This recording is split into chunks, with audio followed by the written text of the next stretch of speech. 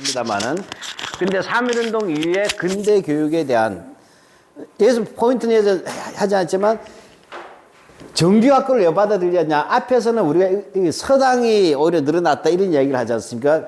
병합 후에, 병합이라는 말을 쓰면 안 되고 합병이라고 써야 되겠죠. 예. 예. 병합은 그 일본이 주체가 될 때. 예.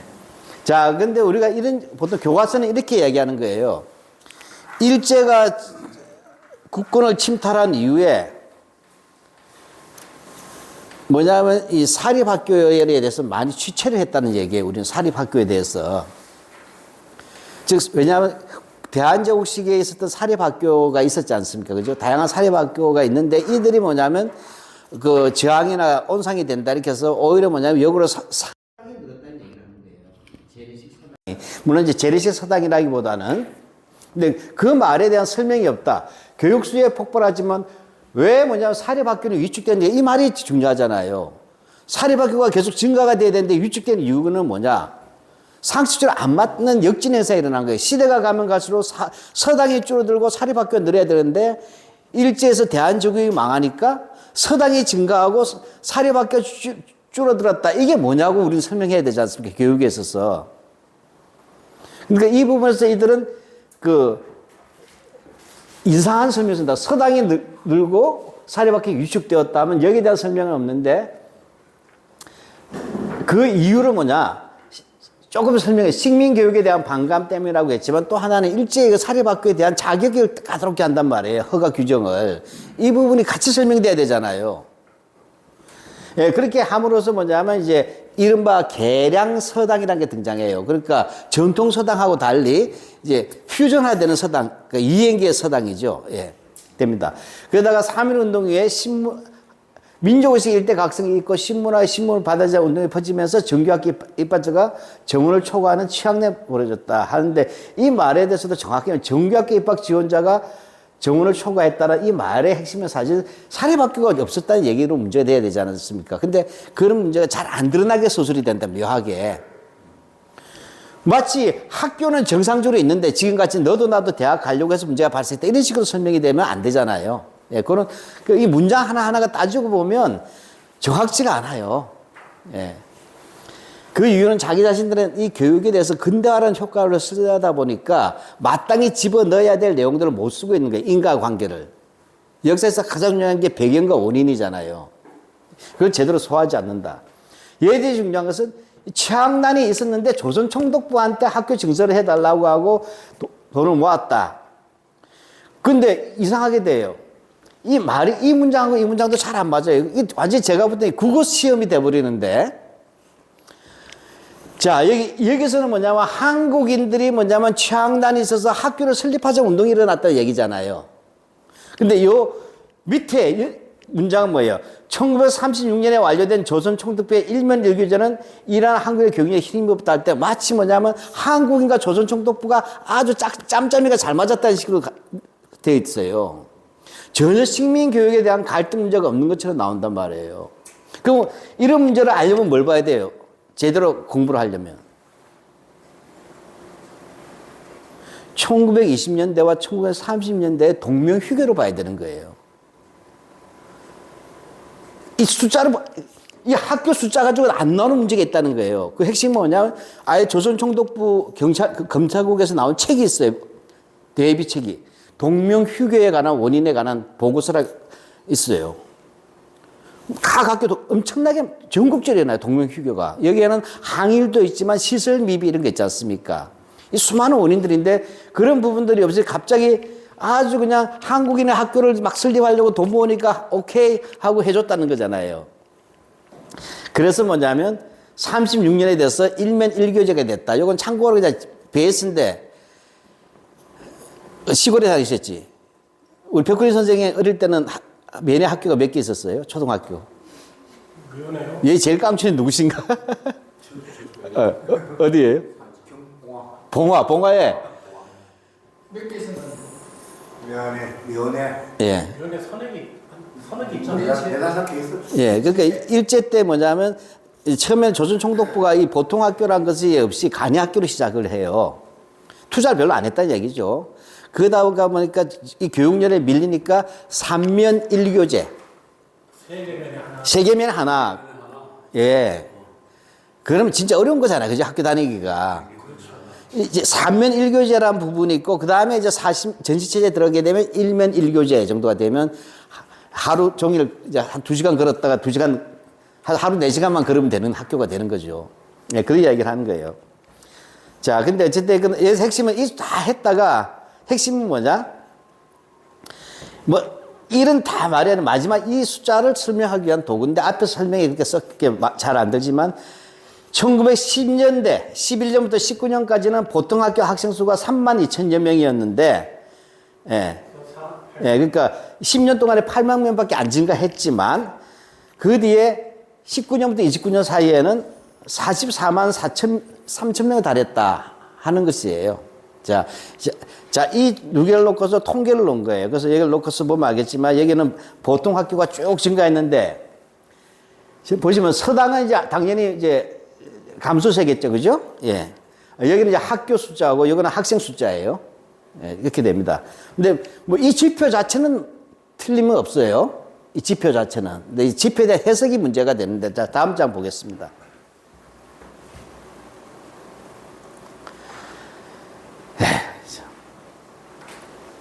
자, 여기는 뭐 그냥 특별하게 시비 걸기는 어려워. 30년대는 공업화. 지금 뭐냐면 한국에서 교육의 징대를 공업화하고 지금 같이 결합시키고 있는 게 30년대 공업화하고. 한데 중등학교 입학난이 심화되었다. 그래서 뭐냐면 조선인들이 중등학교 설립운동을 했다. 우리가 흔히 말하는 중등학교라고 하는 것은 지금 우리 고보 있었죠. 고보. 중앙고보. 광주고보 있잖아요. 예, 일제시대 교육제도는 복잡해요. 근데 어떻게 보면 복잡하다고 할 수 있죠. 왜냐하면 일본인하고 한국인하고 교육 시스템이 다르고, 그 다음에 굉장히 간이학교 제도가 많아요. 우리도 이제 60년대 보게 되면 그런 게 있었잖아요. 무슨 뭐 산업체 부설학교도 있고, 뭐 간이학교도 있고, 야학도 있고, 그 다음에 공민학교라는 게 있었잖아요. 이런 것처럼 복잡해요. 근데 어찌됐건 중등학교는 일제시대 때는 5년제였어요. 5년제 내지 6년제. 그러니까 중고등학교가 합쳐져 있었다. 예, 이렇게 보시면 되겠어요. 이제 여기에 대한 보조 야학이 있었다. 이렇게 되는데, 이제 이렇게 생각하면 이건 아주 딱히 시비 걸 건 없어요. 그건. 근데, 그 다음에 요 말에서도 보면 묘한 포인트가 있는데, 국내에서 고등교육의 기회가 제한적이었기 때문에 중등교육도 부족, 근데 이것도 아마 중등교육도 부족하고 고등교육도 부족하다는 얘기잖아요. 결과 얘들 주장대로 하면. 그래서 유학을 가게 됐다. 일본과 미국 등에 해외에서 교육을 받았다. 그런데 뭐냐면 그 가운데 근데 미국과 유럽에는 많지 않았다만은 근데 중요한 건 서양 유학생은 기후 종교 서양 유학생들이 뭐냐면 우리나라의 지도자가 되었다 이렇게 된 거예요. 그러니까 한국에서 이제 권력 엘리트들을 이렇게 보는 거죠. 이제 넘어가겠습니다. 하여튼 뭐 자, 근데 여기서 이제 보면 이제 여기서는 공립보통학교 수예요. 여기에 보면 이제 이것이 이제 논제되는데 취학률인데 12년부터 42년까지 30년 동안의 취학 누구예요? 오성철이라는 사람의 책인데 저는 이렇게 보게 되면 이렇게 교육학과에 대해서 논문들 보면 깊은 분석이 없을 때가 많아요. 좀 통계에 너무 의존하면 안 되는데. 근데 이 자체 논문을 못 보고 이제 뉴라이트가 인용한 거예요. 이거를 자기들 풀려서 인용한 건데 여기 보시면 알겠지만 이건 여성이고, 예, 그 다음에 여기는 남성이고, 그 다음에 여기는 합친 거겠죠? 예, 합친 거. 그렇겠죠. 예. 취학률을, 평균을, 죄송합니다. 평균을 내야 되니까. 예, 중간치죠. 예, 그렇게 보시면 알겠지만, 그러면 38년도에 뭐냐? 30%면 여기가 45, 40, 20, 30, 뭐가, 표가. 43%에 42년. 자, 그러면 대충 한 40년도가 되면 45%에서 40, 한 2, 3% 되잖아요. 지금 뭐냐면, 뉴라이트 주장한 게 이거예요. 그 당시 8살이 취학 정년기 아동이지 않았습니까?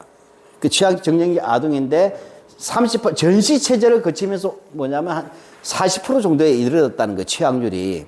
근데 이것을 이들이 이렇게 이제 이 표를 근거로 삼아 얘기하면서 하는 말이 이것은 당연히 뭐죠? 프랑스가 지배했던 베트남, 미국이 지배했던 필리핀에 비하면 엄청나게 높은 취학률이다 이거예요. 자, 그러니까 프랑스나 미국보다 훨씬 교육에 기회를 많이 주었다는 얘기죠. 물론 여기에 대해서는 뉴라이트는 이렇게 해석합니다. 여기는 제가 인용 안 했지만, 이렇게 높은 취학률은 한국인 학부모들의 높은 교육열과 그 다음에 조선 총독부의 교육 확충 정책이 맞물려서 이루어진 것이다, 이렇게 얘기하는 거예요. 문제의 핵심 해결은. 즉, 한국인들이 교육열이 높았고 그 얘기에 맞춰서 조선 총독부가 학교를 투자해 줬다는 거예요. 양자가 협력했다는 관계로 얘기하고 있어요. 자, 넘어갈게요. 일단 그렇게 됩니다. 그렇게 해서 뭐냐면 학교 숫자도 12년에 341개인데 42년 30만에 1000배가 늘었다는 얘기예요. 1000배, 그죠? 예. 예. 아, 10배, 죄송합니다. 산수가 잘 안 돼요. 자, 넘어가겠습니다. 자, 일단 이게 일단 큰 축의 핵심은 뭐냐? 이거 보면, 학교 수의 증대와 취학 아동률이 40%에 이르렀다. 이게 핵심, 그 두 개만 아시면 되는 거예요. 뭐, 나머지 다 필요 없고.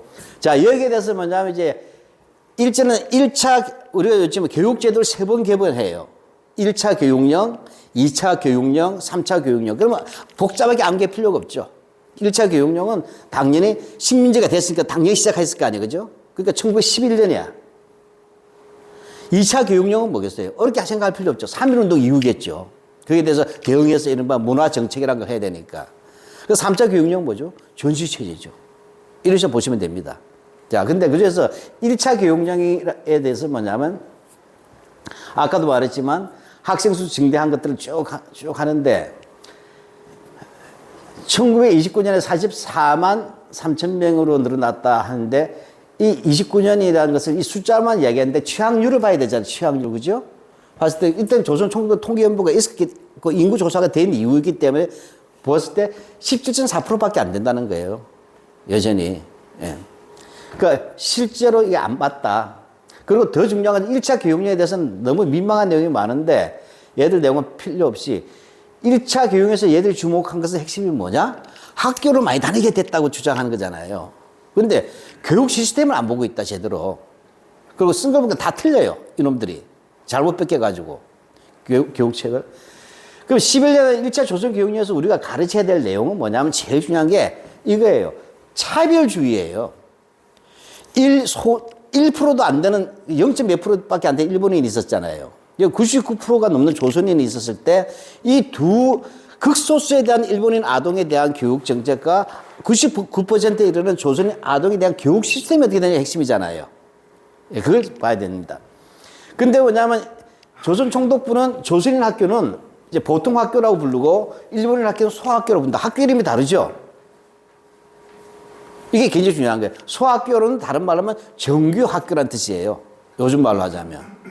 보통 학교는 낮은 수준의 학교란 뜻이에요, 사실. 그러니까 조선인은 4년제예요.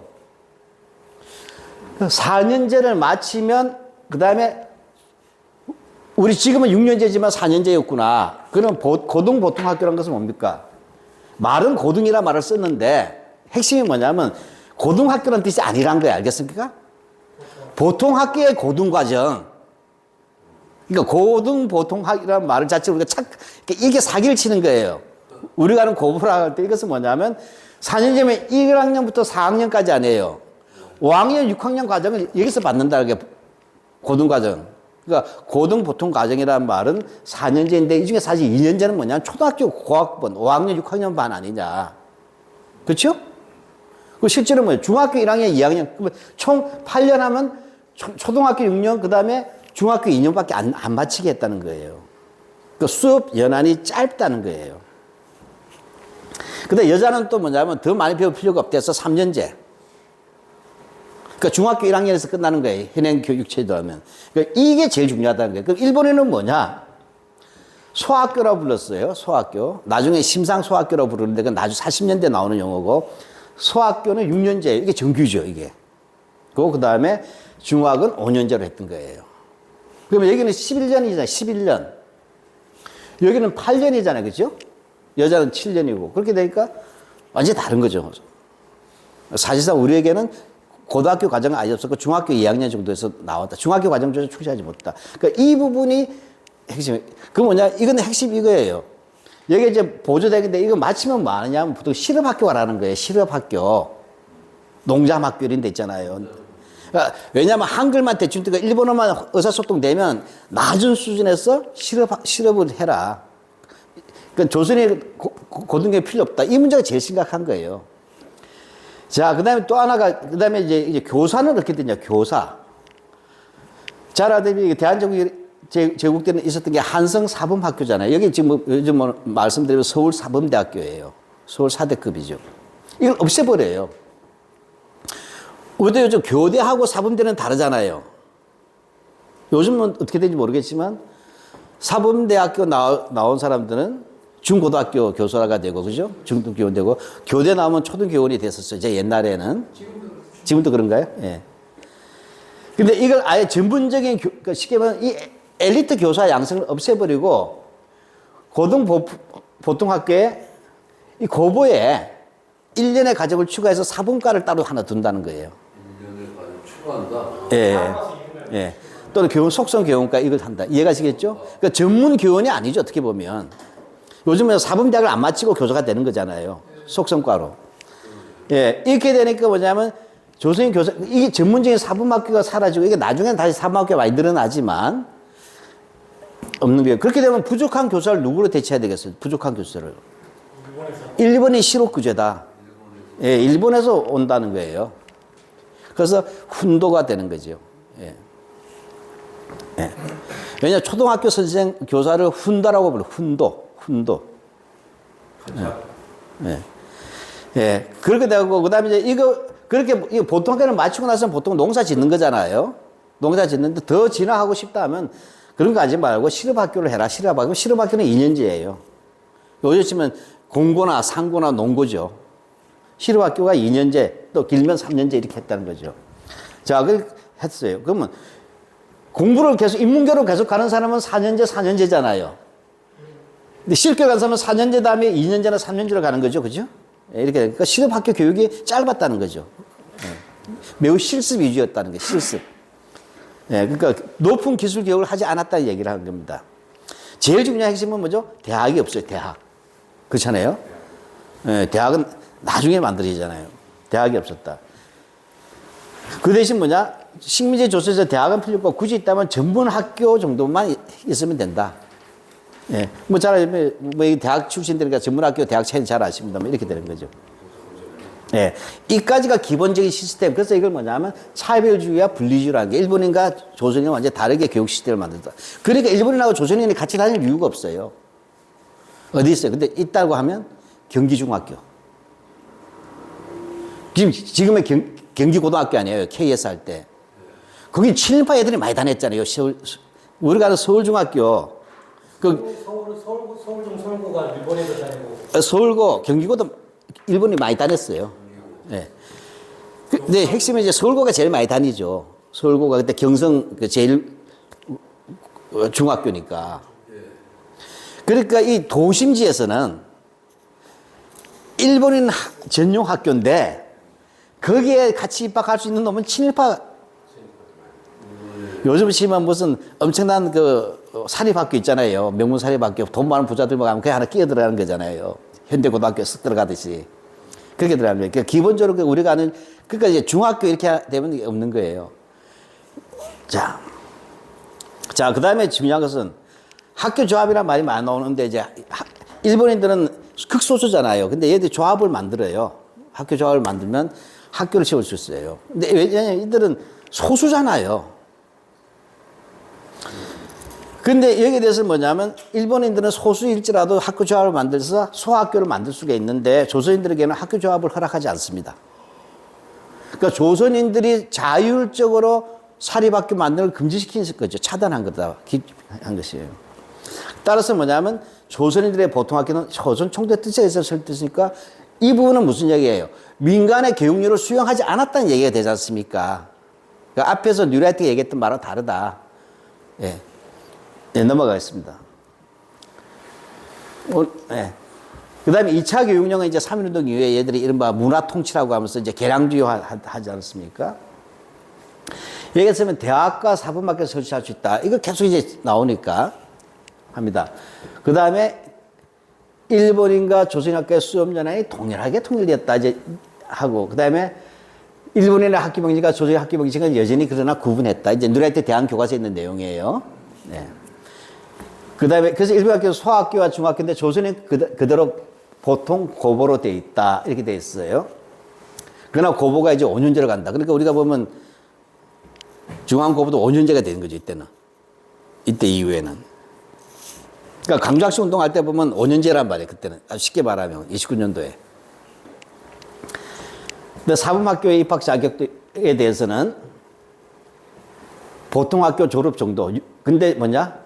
본과의 경우에는 6년을 거쳐야 된다. 근데 이제 보통 학교도 6년제가 됐기 때문에 6년을 마치면 사범학교를 갈 수 있다 됩니다. 근데 역시 남녀 차별이 1년씩 있었다. 그 다음에 이제 뉴라이트가 얘기한 게 3면 1교제 계획을 했느나 8개년에서 4개년 계획해서 22년에 완료했다. 이게 전부 다 이제 조선 총독부 교육 업적을 쓰는 거예요, 얘들이. 이걸 장황하게 다 썼어요, 대한 교과서에. 하도 길어서 내가 요약만 한 거예요. 그러니까 여기는 뉴라이트가 쓴 거예요, 대한 교과서에. 그 29년부터 1면 1교제가 실시되었다. 그 다음에 21년도 경성사범, 그 다음에 각도의 공립사범학교 세웠다. 27년 후에 고보에서 실업가를 필수로 했다. 그리고 실업학교에 증설되었다. 그 다음에 전문학교에서는 경성법학전문학교. 나중에 이게 뭐니까 서울대 법 들어오는 거예요. 다른 거하고 하나 더 통합해가지고. 경성법전. 그 다음에 의학전문학교. 이래서 등 있었다. 그 다음에 24년도에 경성제국대학 예과가 24년에 개교하고 25년부터 법문학부, 의학부 등 했다. 자, 이 뉴라이트대로 가면 아주 교육제도가 획기적으로 발전했지 않습니까? 그러니까 자, 이런 부분에 대해서 이제 하나씩 뜯어보겠습니다. 자, 한마디 하면 뉴라이트는 사면운동 이후에 어떻게 생각하냐면 한국인의 근대적인 학구열이 높아졌는데 학교가 부족하니까 조선 총독부가 거기에 부응해서 이렇게 다 시스템을 만들어줬다. 일제 교육령을 완전히 뜯어고쳐가 이 이야기를 하고 있는 겁니다. 넘어가 보죠. 만들고 있는데 역시 이제 핵심은 뭐냐? 그러면 각급 학교에 조선인들이 얼마나 다녔냐를 다시 한번 보자는 거죠. 봤을 때 역시 공립학교 취학률 10년대는 10% 미만, 20년대 20%대, 30년대 후반가에 30%고 40년대 60%다 이렇게 되는 겁니다. 자, 이 부분에 대해서는 딱히 뭐냐 통계에 대한 비판이 아직 없어요. 학계에서. 예. 근데 저는 이 부분에 좀 다르게 생각을 합니다. 지금 나중에 좀 비판할 거예요. 좀 다르게 해석할 거예요. 왜 이렇게, 이 뉴라이트 주장이 60% 이상은 뉴라이트인데, 박찬성 교수는 이렇게까지 높진 않았다. 다소 높아졌으면 이렇게까지 60%까지 된다고 말이 안 된다. 왜냐, 해방 이후에 보니까 너무 이렇게 문명률이 높더란 거예요. 예. 해방 후에 보면 갑자기 이게 떨어질 수가 없잖아요. 그게 말이 안 된다. 자, 그래서 먼저 통계를 다시 한번 봤어요. 그래서 다시 비교한 거예요. 31년도. 여기서 만 30년도만 30% 하는데 31년도만 보니까 조선인 아동을 위한 보통학교가 1,700개예요. 일본의 아동을 위한 소학교는 465개인데 이렇게 숫자를 해서는 우리가 보죠. 한 4배 정도 되지 않습니까? 근데 인구 비율은 0.4%다 20년대 되니까 부터 90% 아니에요. 그죠? 99% 되니까. 자, 그래서 이걸 1인당 한 학교당 몇 명이냐 봤을 때 조선에는 11,952명당 학교 하나예요. 11,000명당. 근데 일본에는 1,037명당 한 개니까 10대 1로 역전됐죠. 인구는 1대 10인데 학교 수는 됩니다. 역시 조선의 학생 수 48만이고 뭐 일본 학생 6만이라 하지만 또 대비해 보면 68, 48, 8배 역전되는 거예요. 자, 그래서 한마디로 이걸 다 평균 내보니까 조선의 인구 42명당 1명. 일본의 인구 7.8, 요 통계를 가지고 내려온 거죠. 예. 했더니 뭐냐면 우리는 42명당 1명 정도가 취학을 했다. 적정 아동수의, 정년기 아동의 비율입니다. 일본에는 7.8명당 1명이었다. 그리고 취학률을 봤더니 조선의 아동은 19.9%다. 1931년에. 일본의 아동은 99%다. 저는 다 취약했다는 거죠. 예. 그래서 뭐냐, 박찬성 교수가 이제 뽑아온 이제 조사한 건데, 3면 1교, 1면 1교제로 학교 수가 늘어난 것 같지만, 실제로 여전히 학교 수 부족이라는 것은 일제 내내 지속되었다는 얘기예요. 그렇기 때문에 야학이라는 게 계속 존재해 온 거예요. 야학과 간이학교가. 예. 그 얘기예요. 예. 넘어가겠습니다. 이제 아까 그 보통 학교고 이제, 그럼 중등교육. 대한교과서는 아까 말했지만 중등학교 입학난이 심화돼서 중등학교 설립운동이 일어났다 했는데 이게 이 설명을 안 해주고 있다는 얘기예요. 중등학교 설립운동이 좌절돼요. 즉 대부분의 중등학교 설립운동이 조선 총독부에 좌절되었고 총독부 또한 총독부에 의해서 만들어진 중등학교도 없다. 이해가십니까? 이게 핵심이란 거예요. 그건 왜냐? 기본적으로 뭐냐면 일제시대 식민지 정책, 교육 정책은 우민화 정책이에요. 높은 지식을 주면 안 된다는 게 기본이잖아요. 예. 그런 입장이었다는데 이런 내용이 전혀 안 돼 있다. 즉, 이 설명에 대해서는 활발히 일어났다 다음에 요것을 써야 되는데 이걸 빼먹었다는 얘기입니다. 아주 간단하게. 예. 그 실제 이제 통계를 이제 송규진이라고, 요 통계는 이제 고대에서 송규진이라고 있어요. 제 후배인데. 이 친구들이 이제 본 거, 이제 통계로 본 일제시대, 근현대사라는 책을 하나 냈어요. 여기 보면 알겠지만 증가가 없다는 거예요. 20년 쭉 보면. 실제로. 예. 이런 자료는 아예 인용하지 않았는데 꽤 나온 지 오래된 단행본이거든요. 예, 줄여보시죠, 화면. 화면이 커졌는데? 예. 예. 보면 20년대 보면 여기가 20년대예요. 20년대 보면 거의 뭐 없지 않습니까? 근데 갑자기 하다가 여기서 쭉 뛰어요. 37년부터. 나는 이게 이상하다는 거예요. 우리나라 통계에서. 전쟁이 나는데 학교 지을 여유가 있어요? 전쟁 나는데 무기를 만들어야지, 목재 가지고. 목재들 전부 다 긁어다가 가는데 왜 여기서 뛰었을까? 이게 우리도 이상하다고 난 봐요. 그러니까 이건 사실일 것이다. 이렇게 뛴 건 사실인데 이렇게 뛴 이유가 뭐냐를 교육으로 얘기할 수 없다고 저는 보는 겁니다. 전쟁이 일어나니까 갑자기 학교를 많이 짓는다? 이렇게 계속 쭉쭉 올라가거든요. 그건 뭐가 있다고 보는 거예요. 일본식 표현하면 야료가 있다, 이거는. 야료가. 예, 예. 그 20년대, 여기가 가장 그대고 이제 일제 식민지 지배 중요한 것도 덜 잔인했던 시기잖아요, 20년대가. 문화 통치 시대에도 증거는 없었다, 중등학교는. 예, 넘어가겠습니다. 예, 그래서 보면, 아까 그 표에 대한 설명이에요. 그래서 10년간 거의 늘어나지 않았다. 그럼 뭐냐? 보통 학교는 좀 늘어났잖아요. 늘어났는데 중등학교가 없으니까 진학률이 더 떨어지더라는 얘기예요. 그 진학률이 어떻게 되느냐? 20년대는 28.6인데 35년도, 15년대는 5.8% 떨어졌다는 이유는 뭐냐는 거 묻는 거예요. 우리는 이 통계를 해서. 왜 이런 거 교과서 안 쓰냐? 안 쓰면 뉴라이트 대학 교과서 뭐냐면 학생들의 진학 욕구가 높아졌다 이거잖아요. 인구가 증가하고. 그렇게 설명하면 안 된다는 게 우리는 학교를 중등 교육을 안 시어, 보통 학교는 좀 증설했어요. 그 낮은 수준에서 교육을 시켜야 될 필요가 있어요. 있지만 진학하시는 고보를 안 만들어주고 증설을 안 되니까 떨어진 거잖아요. 그죠? 예. 예. 그래서 이걸 또 숫자를 봤어요. 그 중등학교 봅시다. 이제 중등학교. 확실히 아까보다 훨씬 더 조선은 60만 명 중에 학교가 하나밖에 없다는 게 60만 명대 학교가. 60만 명은 뭐예요? 요즘 소도시 6개잖아요. 5만 명을 최소 단위 시로 봤을 때나 읍으로 봤을 때. 조선에는 60만 명 중에 한교교라면 일본에는 1만 4천 명 중에 한교교다. 그러면 인구 비례로 보면 조선에는 1200명당 학생 1명이에요.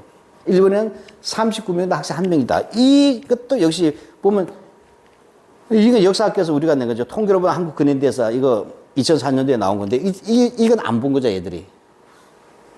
예. 보면 이렇게 되는 거라는 얘기죠. 예. 뭐 어려운 건 아니니까 넘어갑시다. 전문학교 보자. 전문학교. 사실은 우리가 거의 안 가르쳐요. 이런 식의 대학에서도 한국에서 일제시대 강의하더라도. 뭐냐면 좀 대충 두리뭉실하게 하지 통계로 따지지는 않거든요. 근데 뉴라이트가 워낙 이런 식으로 나오니까 따져보자. 이건 논문에서나 나오는 거잖아요. 보통 우리가 읽을 때. 개설서에 안 내는 내용입니다. 요거는 이여성과 김세용이라고 쓰여요. 예, 숫자 조선 연구라는 게 있어요. 이거 아주 중요한 책이에요. 이거 1937년도에 이여성은 예원영 계열이에요. 나중에 월북했지만 했는데 그 동생이 누구예요? 유명한 월북가가 있잖아요. 우리 남북으로 어깨동무하는 게 있죠. 할머니하고 할아버지가 80년대 걸개 그림. 예? 이쾌대. 이쾌대가 동생이에요. 이여성이 동생이에요. 자, 이 보니까 이제, 근데 이여성과 김정이라는 사람이 쉽게 통계로 보는 일본인가 조선인 식민지에서 이걸 방대하게 냈어요. 5권, 5부작인데 한 이 정도 돼, 두꺼워요. 여기 보면 나오는데, 관리 전문학교 5개 학생 중에 조선인은 357명인데 일본은 835명. 그 다음에 대학은 340인데 756명, 2대1이고, 2대1이 넘죠. 근데 관리 전문학교 이 통계도 생략하겠습니다. 예. 관리학교 이건 매 생도라고 불렀어요. 학생들을 생도. 예. 하고 딱 보면 알겠지만 여기 나와 있다. 한마디로 이야기하면 여기서 이제 전문학교는 좀 빼고, 왜냐하면 전문학교는 이제 조선들이 위해서 좀 많이 세워진 게 있잖아요. 그죠? 일본은 전문학교가 아니라 그냥 대학을 가고 싶은 거예요. 일본 애들은. 예. 그럼 경성제국대학인데 경성제국대학의 학생 수는 조선인이 342명인데 일본이 15명인데 2대1입니다. 경성제국대학은 아예 입학을 할 때 2대1로 뽑아요. 그렇죠. 근데 그 규정은 안 하고 학칙에도 규정할 수는 없잖아요. 그러니까 보면 알겠지만 그걸 생각을 해 보십시오.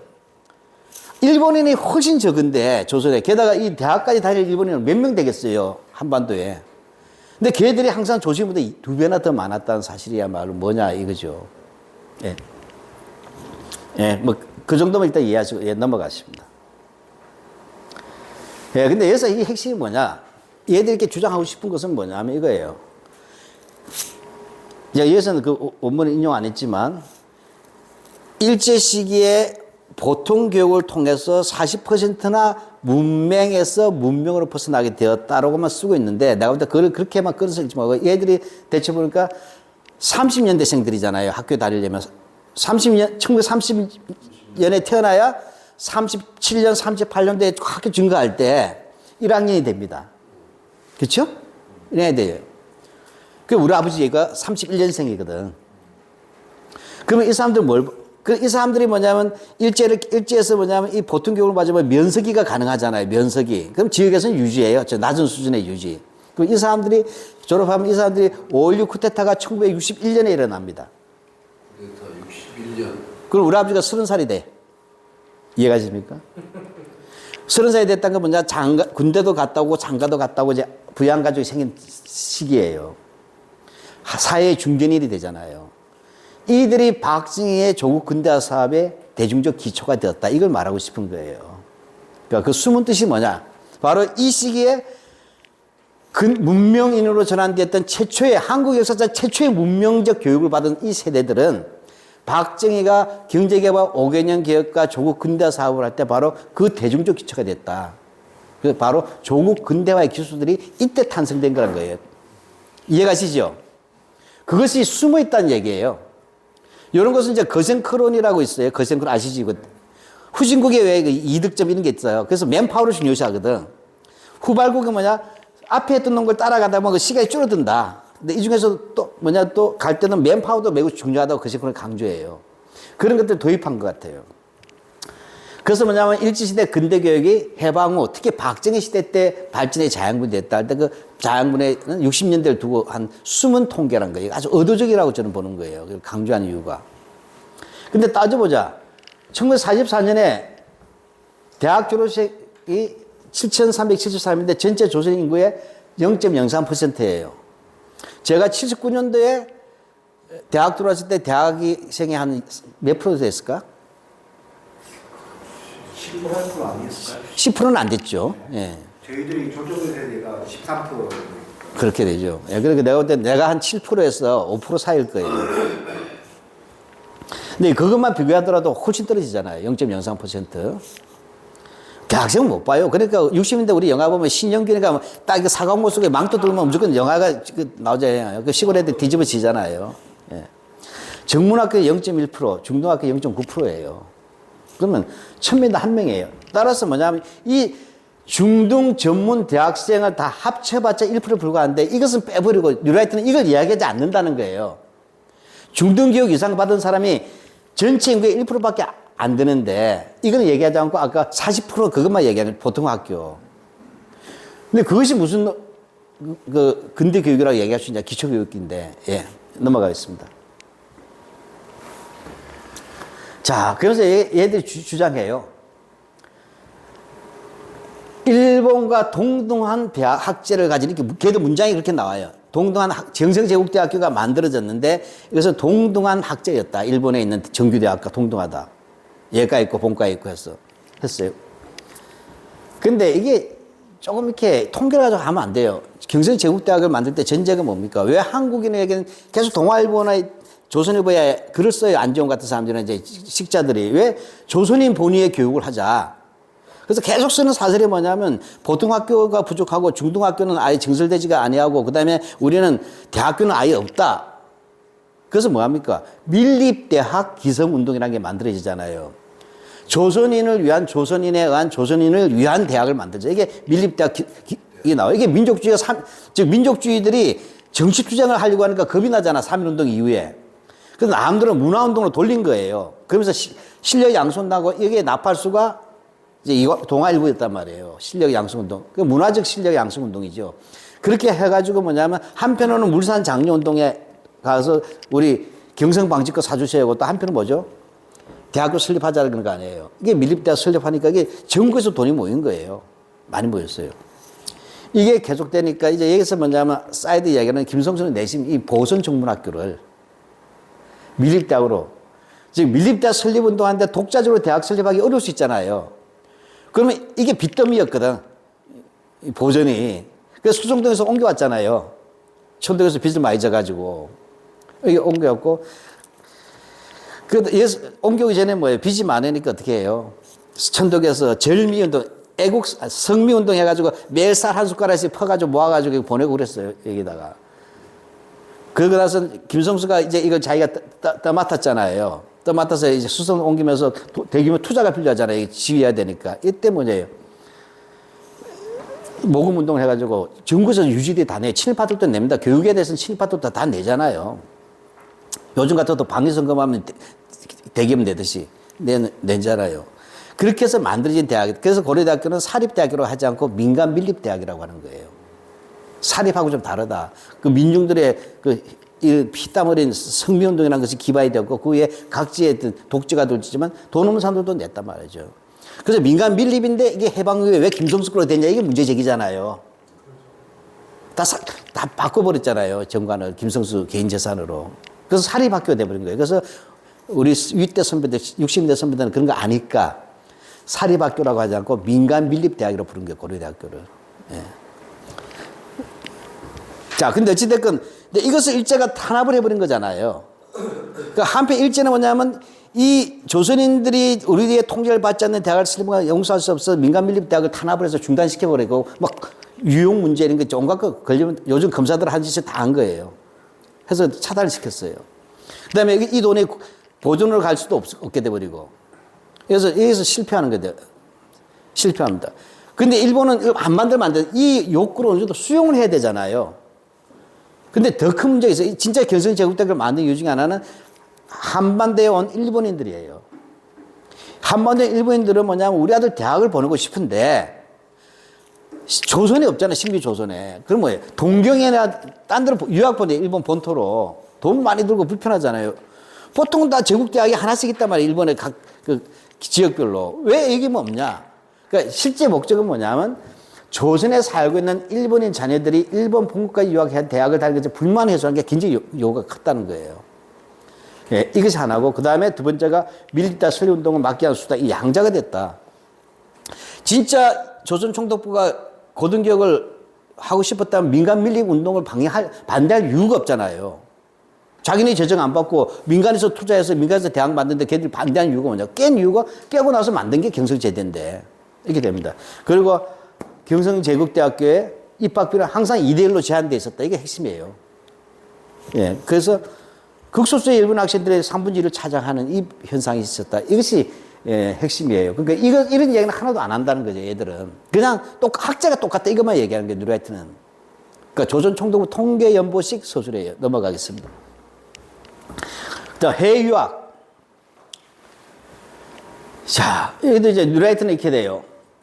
국내 고등교육 기회가 제한적이기 때문에 많은 학생들이 일본과 떠났다. 그래서 일본의 유학생 수는 40년대까지 2만 9천 명까지 늘었다. 이렇게 했어요. 그렇게 한 다음에 요거 밑에 요것도 뉴라이트의 주장이에요. 그래서 이 유학생들 대부분이 지주와 상업업자 같은 부유계층에 자리였고 일부만 고학생이었다 했어요. 근데 이게 틀렸어요. 그래서 이 말이 틀린 게 국내에 고등교육 기회가 적었기 때문에 하는데 그게 아니고 아까도 계속 말씀드렸지만 우리나라 일제시대 중등교육기관이 부족했다. 이해가십니까? 중고등학교가 부족해가지고 중고등학교를 보내려고 한 거예요. 그래서 유학생의 대부분은 중등학교 진학이지 대학 진학생이 아니었다. 이게 핵심입니다. 그러니까 그만큼 식민지에 교육 투자를 하지 않았다는 것이죠. 요즘 같은 뭐예요? 지방에서 중학교, 고등학교가 없어서 서울에다 중고등학교 보내는 거하고 똑같은 일이란 거죠. 그 해외에다가. 예, 그리고 두 번째로 뭐냐면 대부분 고학생들이었어요. 부잣집 아들 인구 비례가 극소수밖에 안 된다. 왜? 중등학교 교육이니까. 예. 예. 근데 이건 팩트 문제지만 핵심은 이 부분이다. 예, 넘어가겠습니다. 자, 이제 여기서 주장. 이제 1936년부터 1946년까지 취학률을 60%를 목표로 아까 그 그래프 보셨잖아요. 그죠? 근데 그 결과 식민지 말기의 취학률은 40%를 넘었다. 그래서 뭐라고 하냐면, 정말 민망하던데, 이 근대 교육을 통해 한국인은 문명에서 문명으로 전환할 수 있었다고 극찬을 해요. 근데 여기서 이제 우리가 논쟁을 좀 해야 되는데, 자, 그럼 여기서 이따 아까 얘기할 때, 갑자기, 아까도 그래프만 아까 갑자기 늘었잖아요. 37년부터 올라갔잖아요. 이게 저는 아무리 봐도 이해가 안 가는 거야. 그러다 가만히 보니까, 어디 이래저래 책 보니까 학교를, 여기서 가장 중요한 통계가 아니라 요즘으로 하면 보통교육이라는 것은 국민학교 교육이라고 옛날에 불렀죠. 우리 국민학교 교육. 이 뭐냐 할 때, 이 보통학교 교육이라는 것을 왜 이 시기에 들었냐가 전시총동원 체제하고 저는 관계가 있다고. 전시총동원 체제. 예를 들어 이제 세계사적으로 볼 때 이른바 엘리먼터리 스쿨 또는 프라이머리 스쿨이라고 해서 국민학교를 의무교육으로 했던 것은 나폴레옹입니다. 그 나폴레옹이 그 바쁜 놈이 정복 전쟁하기도 전에 갑자기 학교를 막 설립했죠. 교육자도 아니고 지가 페스탈루치도 아닌 놈이 학교를 왜 많이 세웠냐 이거예요. 나폴레옹이 이렇게 본 거죠. 지금 프랑스는 교회가 장악하고 있다. 가톨릭이. 그 이탈리아와 연결되어 있잖아요. 교황하고.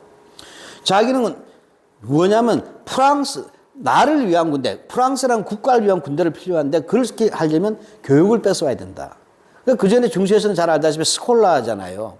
중세의 교육은. 수도원에서 처음엔 수도원에서 지식이 전승되었지만 그것이 중세 이후에는 뭐죠? 성당을 매개로 해서 그죠? 성당 부속학교 중심이었단 말이에요. 그걸 없애버리고 국민교육을 시킨다는 입장에서 국민학교를 만든 거예요. 그게 하면 뭐냐? 너는 누구냐고 할 때 나는 가톨릭 신자라고 생각하는 게 아니라 나는 프랑스 국민으로 키운다. 이것이 나폴레옹의 보통 교육의 핵심이에요. 그래서 우리는 국민교육이라고 하는 거예요.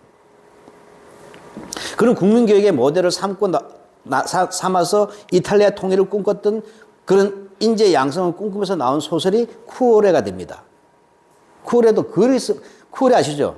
예. 그 데아마치스라고 이탈리아 소설가 썼던 쿠오레라는 아동 소설 있잖아요. 동화라고 말하기 애매한.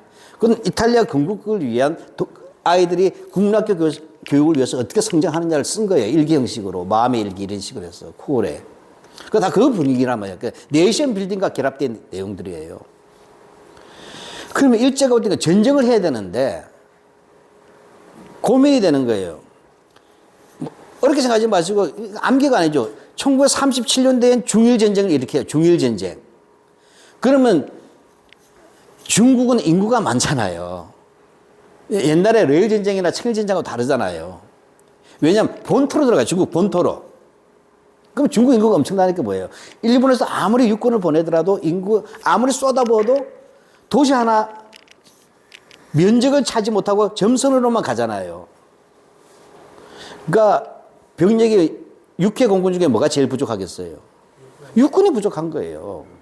예, 중일전쟁 때는. 대륙을 가야 되니까. 근데 문제는 군인을 많이 만들어야 되는데 이 군인이라는 소모품은 특수하게 15년이 걸리는 거예요.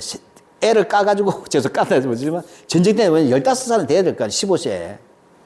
이게 사이클이 안 돌아갈 거 아니에요. 근데 한반도에 보니까 엄청나게 젊은 애들이 있는 거야. 그 조선 총독부하고 일본 군부에서는 제일 큰 고민이 37년도 이후의 고민은 뭐냐. 대륙에서의 전쟁에 있어서 가장 필요한 것은 군 병력인데 일본의 인구는 감당이 안 되니까 조선에는 아동들을 보내야 되겠다는 거죠. 청년들 보내야 되는데 이 말 못할 고민이 조선에는 징병제가 아니었잖아요. 식민지는 믿을 수가 없으니까. 병력의 의무가 없죠. 권리도 없었고. 근데 이 아이들을 전쟁 때 보내면 제일 무서운 게 뭐냐면 총을 딱 줬을 때 넷노해가 반자이 천황폐하 만세 해야 되는데 갑자기 대한독립 만세 할까? 이게 진짜 고민인 거잖아요. 식민지 아이들에게 무기를 줘야 된다. 군대를 보낸다는 것은 무기를 준다는 얘기잖아요. 그러면 이건 뒷감당이 안 되고 고민이 되는 거예요. 그걸 어떻게 해요? 일본 군부가. 이 아이들을 어떻게 해서 천황에게 충성하는 군인으로 성장시킬 것인가 하는 프로세스하고 결합됐다. 저는 이게 제 주장이에요. 이 시기의 교육의 핵심은. 근데 여기에 대해서 미야다 세스코라고 지금 80이 넘은 일본의 양심적 원로학자분이 있어요. 여성학자분이신데 이분이 문서를 하나 발견한 거예요. 봤더니 조선 총독부가 37년도 정도에 나온 극비 문서인데 거기에 보니까 15년인가 20년 이내에 조선의 보통교육을 무상 의무 교육하겠다는 보고서가 나왔어요. 이내에. 그러면 이 뉴라이트는 그런 문서는 안 봤었겠죠. 잘 보세요.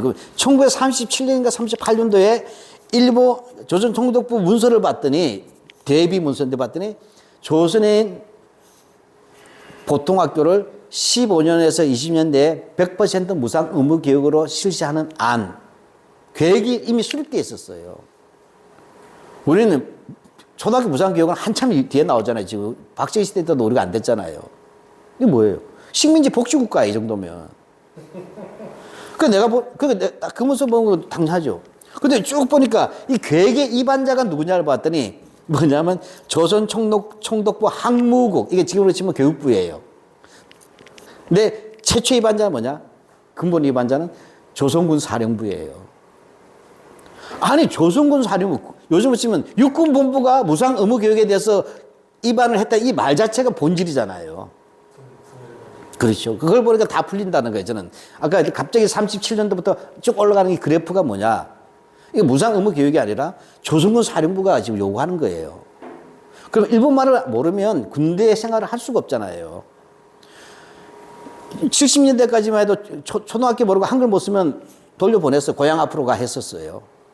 60년대도 그랬고. 왜냐하면 군사교육을 가르칠 수가 없으니까. 그러면 이거죠. 그럼 이때 핵심이 뭐냐. 우리 어릴 때 생각하면 돼요. 우리 60년대 전에 학교 다녔잖아요.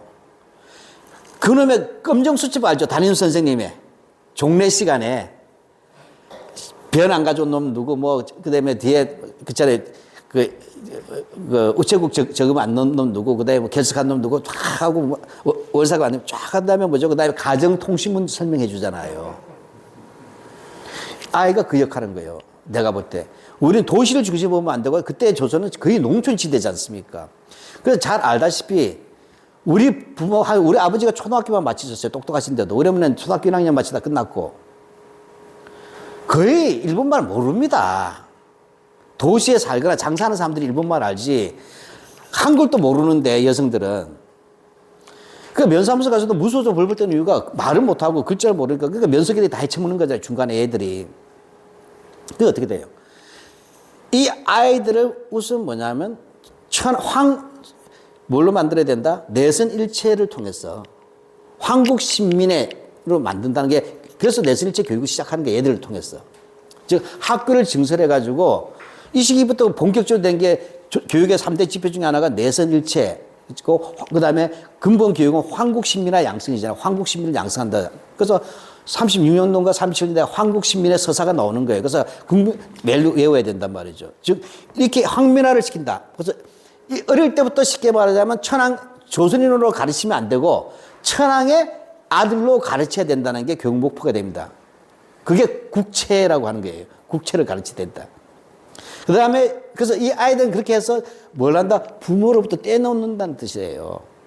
이 아이의 교육을 부모한테 맡기지 않고 조선인 부모한테 맡기는 게 아니라 학교에서 얘들을 일본어로 성장시키자예요. 두 번째는 뭐냐? 이 아이들에게 교육을 시켜서 뭐냐? 부모들을 교화하자는 거예요. 그러니까 쉽게 말하면 몇 시에는 일장기 달고 라디오 체조 들어야 되고 몇 시에 뭐하고 쫙 해서 지침을 줘요. 그럼 뭐예요? 아이들이 집에 가서 가전 통신문을 들고 와서 집에서 엄마 아버지한테 이거 해야 돼 이렇게 얘기할게요. 엄마 왜 아침에 일어났는데 일장기 개양 안 해? 이거 하잖아요.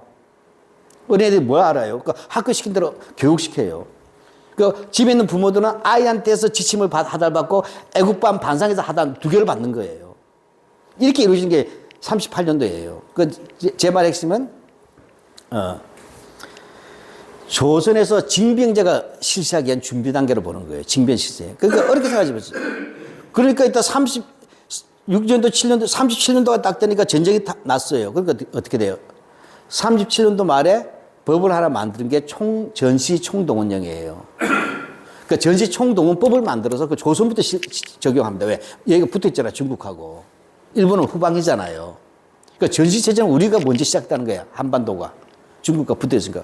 그러면 당연히 뭐예요? 군인이 부족하죠. 그러니까 아이들은 우선 교육을 시켜. 한국신문 만들지만 당장에 어떻게 조선의 청년들이 필요하잖아요. 그러니까 뭐죠? 파일럿 프로그램 만들어야 된다. 그러니까 육군이 필요하니까 그래서 나온 파일럿 프로그램은 38년도에 육군 특별지원병이 실시가 되고 그래서 1기부터 뽑는 거예요. 육군 특별지원병. 이거 44년까지 뽑아요. 매기수마다, 매년마다. 그래서 우리 해방위에 보면 지원병 출신이라는 말이 나오잖아요. 가끔 소설 보면. 그 지원병 바로 38년도부터 징병제가 실시되기 전까지 매년 실시가 되었던 특별지원병을 말하는 거예요.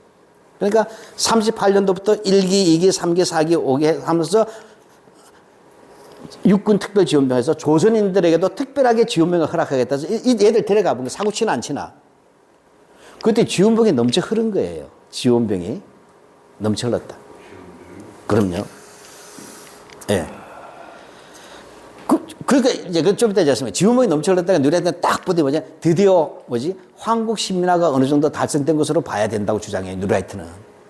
지원병이 너무 많았어요. 10대 1, 15대 1 이렇게 넘쳤거든, 매년. 그러니까 누라이트는 이 정도면 한국 식민화 된 거 아니냐.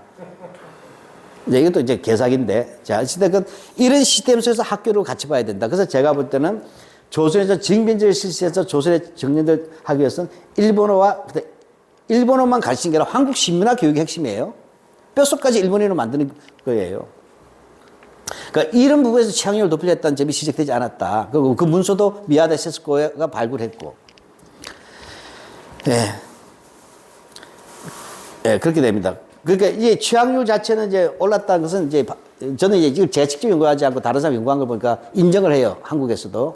근데 나는 이때 학교가 많이 만들어졌다는 것도 좀 이해는 안 간다. 내 생각에는 학교가 많이 만들어진 게 아니라 기왕에 있었던 야학들, 간이 학교들이 있었잖아요. 무허가 학교들 있잖아요. 동네마다. 이거를 살짝 뭐냐면 시설을 완화시켜주는 거죠. 왜냐면 지금 뭐냐면 일본어 보급을 해야 돼요. 부녀자들한테도 이때 일본어 상용을 하니까 40년대 되면. 그 교육 시스템이 없잖아요. 마을회관에서 할 수가 없단 말이에요. 마을회관. 그러니까 왜? 지역마다 있었던 간이 학교들이 있었을 거 아니에요. 그럼 간이 학교들을 좀 약간만 돈 투자하면 그래서 학교를 인가해주면 되잖아요. 나는 이런 부분이 상당히 많았다고 보는 거예요. 예. 자, 어찌됐든, 넘어가죠.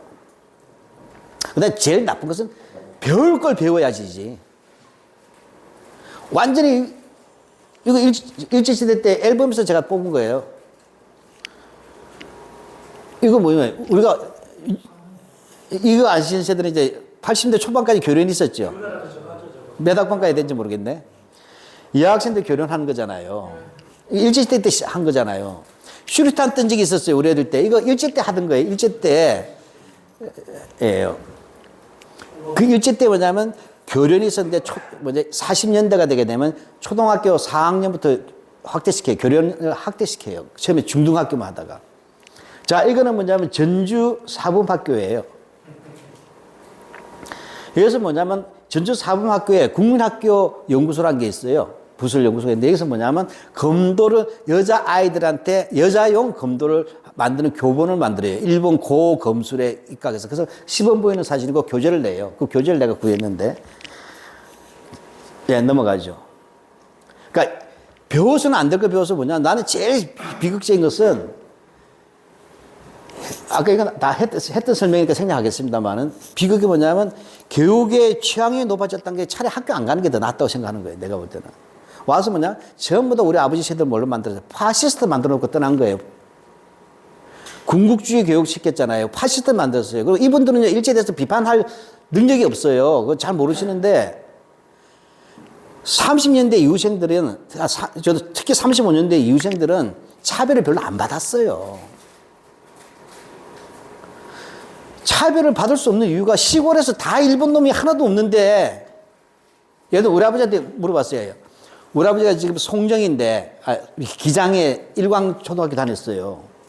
일본인 학생 몇 명 있었으니까 없었다. 마을에 저기 구석에 과수원하는 놈 2명 있었다. 이거예요. 근데 선생님은 하니까 선생님은 2명 빼고 다 일본인이었다는 거예요. 2명 빼고 다 일본이나 교사는. 네, 우리 아버지가 1학년 때부터 육학니까 이제 반장을 했거든. 내가 그 상식도 다 확인했어. 그 무슨 얘기예요? 그러니까 이 30년대생들의 경우는 차별이라는 걸 느끼기에는 어렵고, 도대체 학교란 교육에서 한국 시민화 교육만 받고 일본 최고란 것만 배웠잖아요. 우리 아버지는 조선이라는 나라에 있을 줄 몰랐대요. 다만 교실 뒤에 뭐냐면 무슨 초상화가 안 했는데 그 이율곡이라고 기억하시다고요. 이태계가 아니래. 이율곡이, 그건 확실히 기억이 난다. 그리고 그 외에는 하나도 몰랐다. 그러니까 이분들은 31년생 이후는 학교를 다녔던 대부분들은 도시는 다르지만 일본하고 지방에서 별로 볼 때 걔네 따로 살았었어요. 도시도 그렇죠. 그러니까 학교에서는 일본인 선생님들을 만났지 일본인 선생님이 차별할 수가 없어. 일본인 학생이 없으니까. 차별 언제 받아요? 졸업하고 받는 거예요. 회사 다닐 때, 직장 다닐 때. 그렇지 않습니까? 그때 받지. 아니, 전라도 사람이 호남 차별 받지만 전라도에서 차별 안 받잖아요. 호남에서. 서울에 왔더니 하와이안 이런 거잖아요. 홍어 이러고 차별 당하는 거예요. 차별은 다른 구조가 있을 때예요. 그러니까 나는 그러니까 이 지금의 90대들, 80대 말에 일제시대 처음 했던 분들의 경우에는 일본놈 믿다가 저건 해방 후의 기억이 더 강하고, 우리 장군까지 1920년대 저건 달라요. 차별을 당했더라고. 묘하게 사회생활을 하고 애국반 반장까지 하면서 엄청나게 당했는데 우리 어머니는 잘 몰라요. 그러니까 내가 볼 때는 올해 문제는 핵심이, 넘어갈까요? 근데 앞에 그 핵심은 뭐냐? 오히려 일본에게 철저하게 한국 심야 교육인데 그 너무 방대하기 때문에 그 증거 자료는 윤석열의 개헌보다 더 차고도 넘치기 때문에 생략했어요. 하다못해 글라이드 날리기 어릴 때 해보셨죠? 글라이드 제작. 비행기 이렇게. 그거는 일제시대 때 그 뭐냐면 소년 항공경 지원 교육 프로젝트였어요, 원래. 뮤지컬 시간에 또는 그 공작 시간에 책에 보면 글라이더 만들기가 있어요. 이걸 띄우게 하면서 항공에 대한 꿈과 장차 초등학교 졸업하고 나서 소년 항공 비행대 가라. 그러니까 거기 마치면 가미까지 가는 거거든. 그렇게 갔던 애 중에 한 명이 뭐예요? 가라데 채배달이잖아요. 가미도 가려고 갔잖아요. 아는 게 없지. 차별을 당하지 않고. 예. 그런 식의 교육을 받고 컸다는 거예요. 예. 그런 식이 더 큰 문제고, 그 세대가 한국 시민화 교육 받아서 최초의 퍼스트 소셜라이제이션, 사회화를 군국주의로 받았다는 거. 따라서 그들은 뭐예요? 유신체제 같은 게 아주 익숙한 거예요. 박정희 유신체제는 30년대 전시총동원 체제의 분단 버전이란 말이에요. 모든 시스템 내용이. 그러니까 우리 아버지 어릴 때 보는 거야. 그래, 애들은 좀 죽 좀 서서 가야 되지. 반바지도 입지 마. 우리 아버지는 그랬어요, 나한테. 반바지도 못 입겠어요. 동네에서. 어른들 앞에서 싸가지 없다고. 예. 자, 이거 가지고 이제, 자. 한글에서는, 이거 넘어가서 말도 안 돼. 왜냐면, 2차 조선 교육령에서 한국인에게 한국을 필수화로 됐는데, 이건 개판이죠. 왜냐하면 2차 조선 교육령의 법령에 보면, 국어의 필수라고 되어 있어요. 국어. 국국어. 국어는 뭐예요? 일본어잖아요. 일본어를 필수란 말을 국어를 한국어라고 이렇게 한 거예요.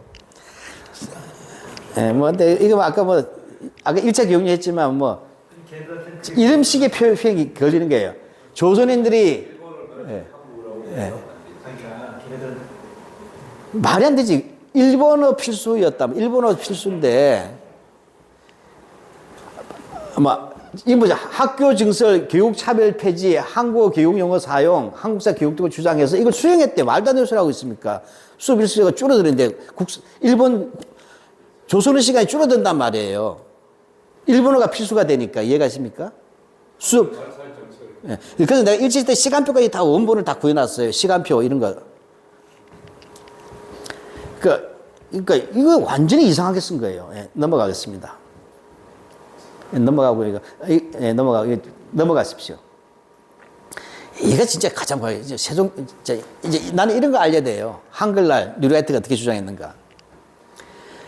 도량행위나 화피와 마찬가지로 음은 한국어와 한글 언어와 글자 모두 신지식에 표준화되었다. 그래서 문법을 체계화하고 철자법을 제정하고 사전을 편찬한 작업인데 이것은 뭐냐? 한국인 한글학자의 노력만에 이루어진 것이 아니었다. 여기에는 조선총독부의 입장에서도 물론 자기의 목적이 있었지만 그래서 어문 표준화를 할 수밖에 없다. 그래서 어문 표준화는 한글학자, 총독부 교육 등에 상호작용했다. 어떻게 보면 객관적인 것 같은데 아주 이상해요. 이틀에 뭐가 문제가 안 돼? 이틀은. 그러면 조선어학계 사건을 왜 일으켰으며, 그렇죠? 조선어 폐지를 왜 했는가 그 이후에 이렇게까지 어문 표준화 했는데 이게 안 맞잖아요.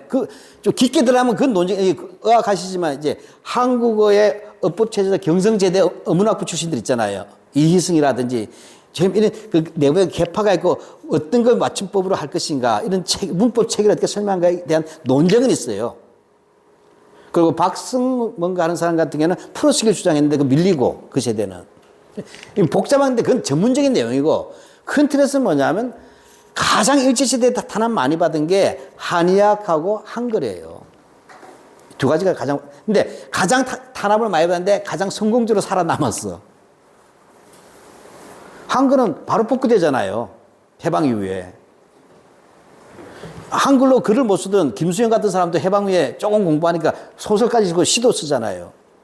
김수영, 박윤환 이런 사람들 일제 때 중학교 교육 마친 사람들이에요. 일본어가 더 자유로운 사람들이에요. 근데 해방 후에 일본어를 못 쓰게 되니까 어떻게 해요? 한글을 새로 연습한 거잖아요. 제대로 한국 표현을. 일본식 표현하고 다르잖아요. 우리는 또 시나키레바 나라나 이런 표현 안 쓰잖아요. 그래서 걔들 또 잠시 좀 하니까 뭐 일치가 되니까 말하고 그게 다 부활됐잖아요. 예, 그거 한의학하고 한의학은 왜냐하면 의생제도를 없애가지고 미신이라고 해서 없애버려요. 한의학. 그래서 한의학하고 한글이 가장 탄압받았습니다. 예. 네, 어쨌든 이렇게까지 굳이 이런 말을 쓰는 이유 자체는 조선 총독부를 어떻게 하든 넣고 싶은 거예요. 예, 넘어가겠습니다. 이것도 보면 아주 갈등이 없어요. 뭐 보면 여기도 사실 이런 것까지는 고등학교에서 가르쳐야 될 이유도 없습니다. 아까 얘네 각자 병서, 그 다음에 정음파, 그 다음에 한글파, 이렇게 했는데, 결국 뭐죠? 조선 총독부가 한글파 입장에서, 이건 고등학교 교육규정에 서서는 안 될 내용이에요. 너무 깊어요. 대학에서도 국어학과 교양 과목이나 들어올 내용인데, 핵심이 뭐냐? 조선 총독부가 한글 어문법의 표준을 제시했다는 이 말을 하기 위해서 전혀 고등학교 교과 과정과 아무 관계도 없고, 이걸 누가 압니까? 고등학생들이. 대학생들도 모르는데 우리도 이걸 넣은 거예요. 예. 넘어갑시다. 사전도 그래서 이거 보셨나요? 네. 지난번에 참 이야기했지. 사전도 한글의 대중보급과 표준화 신문사가 기재했다 이건 뭐 맞는 말이겠죠. 네. 근데 뭐냐면 문제는 그 옆에다 특별히 박스를 하나 넣은 거야. 최초의 한국어 사전 조선 총독부가 만들었음. 그래서 뭐냐면 조선 총독은 1920년에 조선어 사전이라는 최초의 한국어 사전을 발행했다. 예. 예. 그 다음에 뭐냐면 뜻풀이를 일본어로 하지 이제 이건 이제 조선어 사전을 이제 일본어로 설명했을 거 아니에요, 그렇죠? 요즘 치면 조일 사전 이렇게 되겠죠. 근데 25년에 순수 한글 사전이 또 낸 것도 뭐냐면 경성사범학교 훈도가 낸 거다 이런 식으로 쓴 거예요. 저는 이거 보고 경악을 했어요. 예, 넘어갑시다. 이게 조선학교 사건 별로 나오지도 않아. 조선어 표지도. 예. 자, 그 다음에 어려보건 여기까지 합시다. 그래도 별로 자, 예. 자, 아까 이제 이 의료 보건의 학점이 인구 증가의 배경을 설명하는 거잖아요. 그렇죠? 즉 뭐냐면 뉴라이트는 인구가 증가했다라고 얘기할 때 이 인구가 증가한 것은 두 가지 요인이 있다. 하나는 쌀 소비량이 늘었지만 더 중요하게 본 것이냐 보건과 의료의 확충이라고 보는 거예요. 즉 병원과 위생과 의사. 네, 넘어갑시다. 자, 그래서 이제 안병자와 이영애가 꼴값을 들었어요. 사제지간에. 이건 지난번에 했던 것이네요. 예. 이 인구 증가는 지난번에 했던 거에 넘어가겠습니다. 예. 자, 그래서 이것도 이제, 이건 교학사 교과서 거예요. 그 대학 교과서에 이제, 네. 일제강점기에 한국인의 인구는 급증하였다라고 얘기할 때 뭐냐면 출생률은 높아지고 사망률은 감소했다. 이렇게 되는 거죠. 그게 인구가 증가될 거 아니에요. 근데 사망률이 감소한 것은 뭐냐 할 때 공중보건과 전염병 예방 이렇게 쓴 거예요. 이걸 가르치라고 한 겁니다. 그래서 한마디 하면 복지였다. 예. 그래서 유아 사망률이 낮아졌다는 겁니다. 예, 넘어가 봅시다. 여기에 대해서 뭐냐면 이제 박찬선 교수보다는 이제 황병익인가 서울대 의대 교수님이 있어요. 그분이 이제 좀 더 통계를 가지고 했는데 아니다는 거예요. 일단 전염병 문제가 제일 컸지. 일제 때 장티푸스 이런 거 많았잖아요. 전염병과 관련한 사망자 수는 1920년대 30년대 계속 증가했었다는 겁니다. 그 다음에 더 중요한 것이 병원이 늘었다. 이제 박찬선 씨는 통계를 전문적으로 하지는 않은 거예요. 이제 의료 통계를. 이제 일반적인 이제 보도 기사 같은 거나 이제 가지고 했는데 자, 그 당시에 이제 우리가 도립병원이 그 당시에 자해병원이라고 있잖아요. 자해병원. 이게 도립병원이에요. 있었어요. 그러니까 도립병원이 있었는데 쉽게 말하면 우리 한 80대만 하더라도 대학병원 안 갔습니다. 우리가 의료보건, 지금 의료보험 제도가 활성화되고 나서 대학병원도 크게 갔지.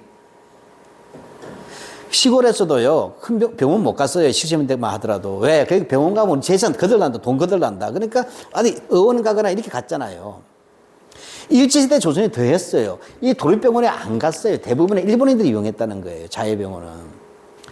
예, 그래서 조선인 주로 뭡니까? 약방 가가, 한약방 가거나 조선인 기업부가 찾았다. 따라서 뭐냐면, 총독부가 만들었던 의료시설은 대부분 뭐냐면, 제조 일본인들을 이용했다는 거예요. 실제로는. 이제 나 통계로도 잡혀요. 예, 조선에 있었던 일본인들. 자, 근데 유아 사망률을 보면, 물론 이제 유아 사망률이 좀 떨어지긴 떨어졌지만 크게 떨어진 것은 아니다. 오히려 뭐냐면 출생률이 는 것인데 출생률이 는 것은 위생보다는 쌀 생산의 증가가 더 관련이 있다 보는 게 이제 박찬일 교수 견해예요. 저는 이제 요 정도에서 저는 유보할 수밖에 없어요. 제가 이쪽 더 안 해봤기 때문에. 예, 넘어갑시다. 자, 이제 본격적으로 이제 가겠습니다. 자, 그런데 드디어 이제 만주 이민 다 들어봤잖아요. 여기에 대해서 뭐냐.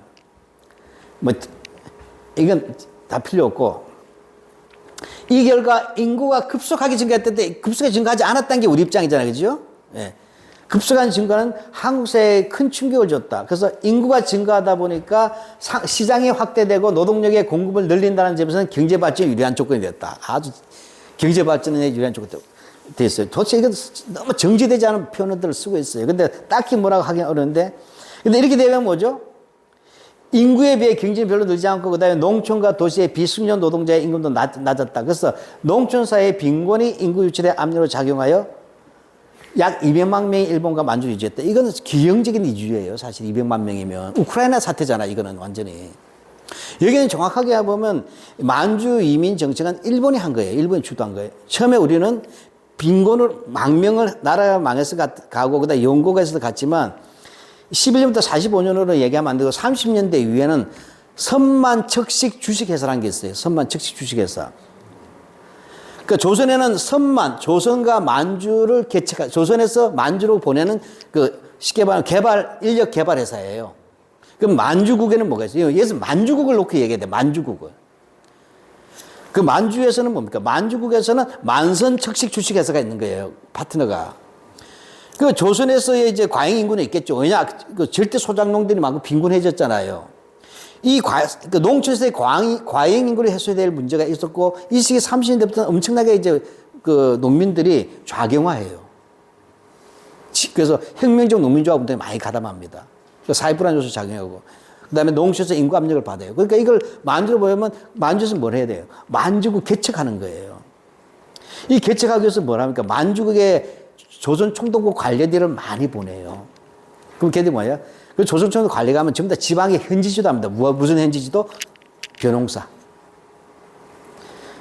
최규하는 만주 건국대학 출신이지만 최규하도 그거 하다가 들어온 거예요. 만주 건국대학 대동학원을 마쳤나?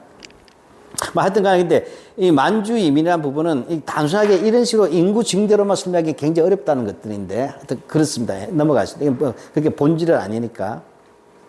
자, 이런 사이트 무척 많더라고. 요즘 같으면 나는 이렇게 생각한 거예요. 요즘 보면 이제 극우들이 온갖 보면 영어를 가르칩니다. 유튜브에서 영어로 시사해요. 트럼프 미국의 뉴스를 영어로 알게 하는데 보니까 이거 완전히 그게 뭔가 신천지라든지 세계로 교회에서 영어 할 줄 아는 여자들의 유튜브를 만들어서 자연스럽게 미국 뉴스 보는 척 하는데 내용은 전부 다 그 아스팔트 내용이에요. 마찬가지로 알아서는 안 되는 일제시대 진실한 역설적인 제목인데 그걸 딱 보니까 뉴라이트가 만든 거예요.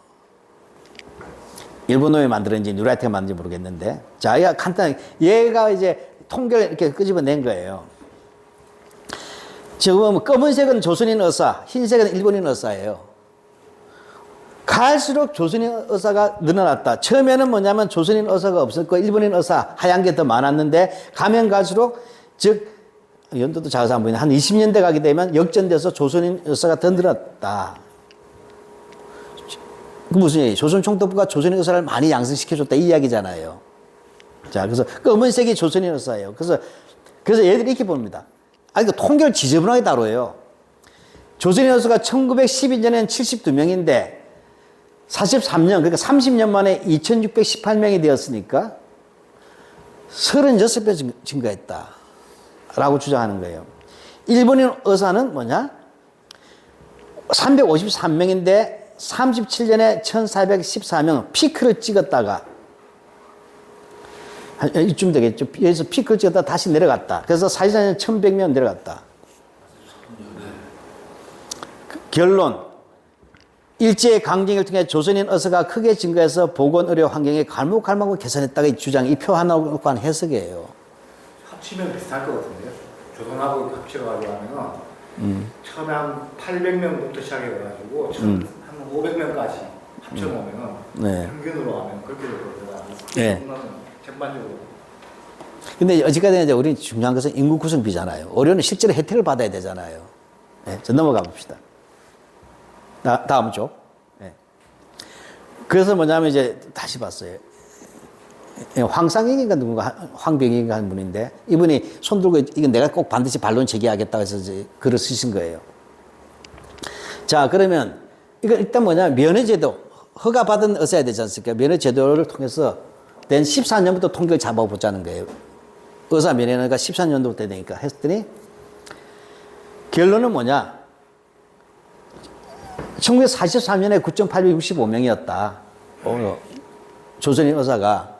아까 앞에 통계보다 훨씬 많지. 근데 정확하게 1만 명당 1명 정도로 볼 수가 있다는 거예요. 네. 이게 무슨 얘기냐면 의사 한 명이 인구 1만 명을 감당한다는 거죠. 예. 그 다음에 지금 현재 2018년도는 의사 1인당 419명이다.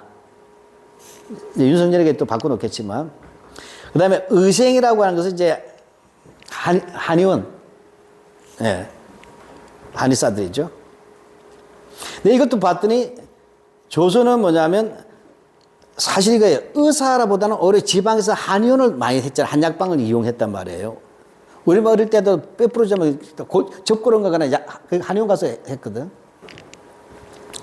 근데 오히려 합치면 의사 의생 합치면 확 줄어든다. 이게 무슨 얘기냐면 의사의 숫자는 늘어갔지만 오히려 말단의 시방에서 했던 의료의 핵심은 한의원이었는데 이 한의원이 확 없어진 거예요. 의생제도를 통해서 무허가를 만들어버린 거예요.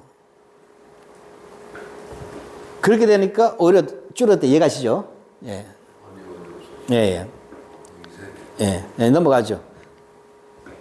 자, 그러면 왜 이렇게 이제 의사가 되는 과정을 한번 보자는 거예요. 의사가 되는 과정을. 근데 우리가 잘 알다시피 관공사립의학교나 의사검정실 합격해야 되는데 철저히 일본이 유지였다 하는데 이제 졸업생 수를 뽑아본 거예요. 졸업생 수. 조선에서 얘기하면 조선의 의사가 얼마나 뽑았냐가 될 거 아니에요. 근데 초기에는 의학 강습소라는 게 있었어요. 조선 총독부 의원 부속에. 그것이 경선 의전으로 바뀐 게 지금의 서울 의대인데 16년이에요. 1911년부터 45년 사이에 조선인 졸업생은 986명인데 일본인 졸업생은 1319명. 그러면 43대 57이잖아요. 거의 대선 결과하고 비슷하게 나올 것 같은데 이번에. 예. 근데 인구 대비를 해보면 달라진다는 것이죠. 근데 이것이 30년부터 45년으로 가게 되면 더 줄어들더란 거예요. 비율이. 986명인데 졸업생이 이제 322명 줄어들더라. 일본명도 여기는 400명이 줄어드는데 여기는 뭐죠? 600명이 줄어들었잖아요. 예. 뭐 비율도 여기는 25%, 여기는 75%예요. 즉 학교 내에서 차별이 더 심해진 거죠. 예. 자, 그럼 경성제대 의학부 이제 경성의자는 말고 이제 경성제대 여기는 아까 얘기했잖아 늘 29대 70 그러니까 30%밖에 30% 미만이죠 조선인. 이렇게 돼 있다. 따라서 기본적으로 뭐냐면 조선인 의사의 양성은 시스템적으로 늘어날 수가 없게 돼 있다는 거예요. 그런데 왜 일본인 의사 수가 줄어들었을까? 그게 수수께끼잖아요. 당연히. 그러니까 설명 안 해 아까 그놈들은. 일본인 의사 수가 줄어들었다? 아까 앞에 표에 보면 검은색이 더 많아졌잖아요. 의사 총수가.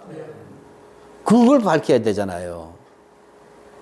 분명히 일본인이 더 의사 면허증을 많이 땄는데 왜 숫자는 적냐? 본토로 갔거든. 조선을 위해서 일한 게 아니라 여기에는 일본인이 많지가 않잖아요. 심지 조선에는. 그러니까 일본인 의사끼리 경쟁이 되잖아요. 이게 뭐야? 에이, 내 고향으로 돌아가야 된다. 그래서 일본 이른바 내지 본토에 가서 그쪽에서 개입을 해버리는 거예요. 그런 현상이 있다. 결국에서 광국리학교 졸업한 총수를 봤더니 아까 그 통계가 틀렸다는 거예요. 이분은 정확하게. 왜냐하면 아까 그 통계는 조선 총독 통계연부를 봤는데 정확하게 철저하게 이제 뭐냐 의사 자격 경로에서 면허증이나 이걸 가지고 따져봤더니 조선인이 38%, 일본이 62%더라. 그 비율이 다 잘못된 거다는 거죠. 예. 총수가. 총수입니다. 즉 날이 갈수록 조선인들은 의사 부족이 되는데 일본 의사들은 과포화야. 왜? 일본 의사가 더 늘어났기 때문에 의사들끼리 일본 의사들끼리 먹고 살기가 힘들어졌다는 게 경쟁이 많아져가지고. 그래서 뭐냐 면허를 취득한 일본의 의사 다수가 조선 밖으로 대만이나 만주나 일본으로 가버렸다는 거예요. 시장을 찾았어. 예, 그 이야기입니다. 이게 황상희 교수 이야기예요. 믿을만 하죠. 서울대 의대 전문 교수니까 의학사. 예. 예. 전염병. 자, 이거 보면 다 필요 없고, 아까 말했던 알아서는 안 되는 일제시대의 진실이라고 하는, 내보다 이게 이용훈이가 배우 작업을 했던 것 같아. 보면 질병 이름은 다 알 거고, 근데 쭉 다 내려갔죠, 그죠? 무슨 얘기냐면 질병률이 떨어졌다는 얘기잖아. 이건 질병률이 떨어졌다는 것은 위생이나 의료의 문제가 좋아졌다는 얘기예요. 그래서 보면 디프테리아, 성홍열, 발진티푸스, 파라티푸스, 장티푸스, 이런 전염병들이 있는데, 자, 역시 보면 하여튼 이놈들 조선 총독 통계 연보를 그대로 거 있어요. 자, 해서 쭉 나왔어요. 그래서 뭐냐면, 이렇게 해서 뭐냐면, 발병률, 치사율이 줄어들었다고 하는 것은 당연히 뭐냐? 의료가 확대된 거 아니야. 그 다음에 의료가 되기 전에 보건과 위생이 잘 된 거 아니냐는 게 이 누레티 주장이에요. 자, 넘어가 보겠습니다. 다시 한번 따져봤어요. 그러면 조선 총독부 통계 연보만 보지 말고 일본에서도 이제 통계가 있잖아요. 그래서 이 황성희 교수가 이제 이거 전문이시니까 일본 본토에 있는 일본인들의 경우에는 인구 10만 명당 법정 전염병 환자 총수가 200명이에요. 일본에서. 근데 조선에 거주하는 일본인, 조선인 빼고 일본인들의 환자 총수는 600에서 1000명이다.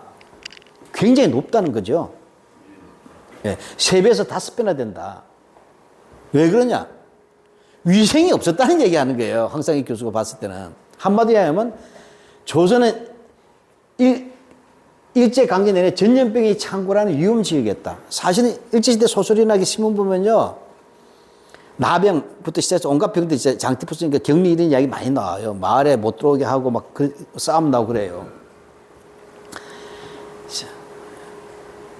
근데 문제는 일본인들은 이렇게, 이건 일본인들만 얘기한 거잖아요. 그죠?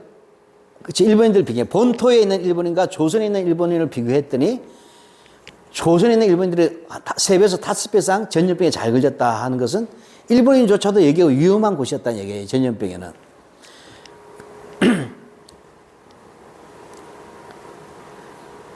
근데 이 조선과 대만에 있었던 일본인들은 본토보다 훨씬 사망자가 많았다고 나오잖아요. 그죠? 근데 조선인하고 대만인들은 사망자 터무니없이 적다는 거예요. 통계를 봤을 때. 그러니까 조선 총독 통계 여부를 그냥 보면 이런 게 안 풀린다는 거예요. 일본에는 일본 본토보다 조선 본토에서 더 많이 죽었는데, 그게 통계에 잡히는데, 조선인들이나 대만인들은 별로 죽은 사람이 안 나온다는 거예요, 통계에. 네, 그 통계를 이제 이렇게 황상익 교수가 다 제시한 거예요. 왜, 이게 핵심이에요. 왜 조선이, 일본에는 많는데 조선하고 대만의 피식민지는 적을까? 이유가 뭐냐? 해서 다음에 넘어갑니다. 아까 했지? 조선에 거주하는 일본인에 비해서, 아까 조선의 환자와 사망자 아예 없다. 네.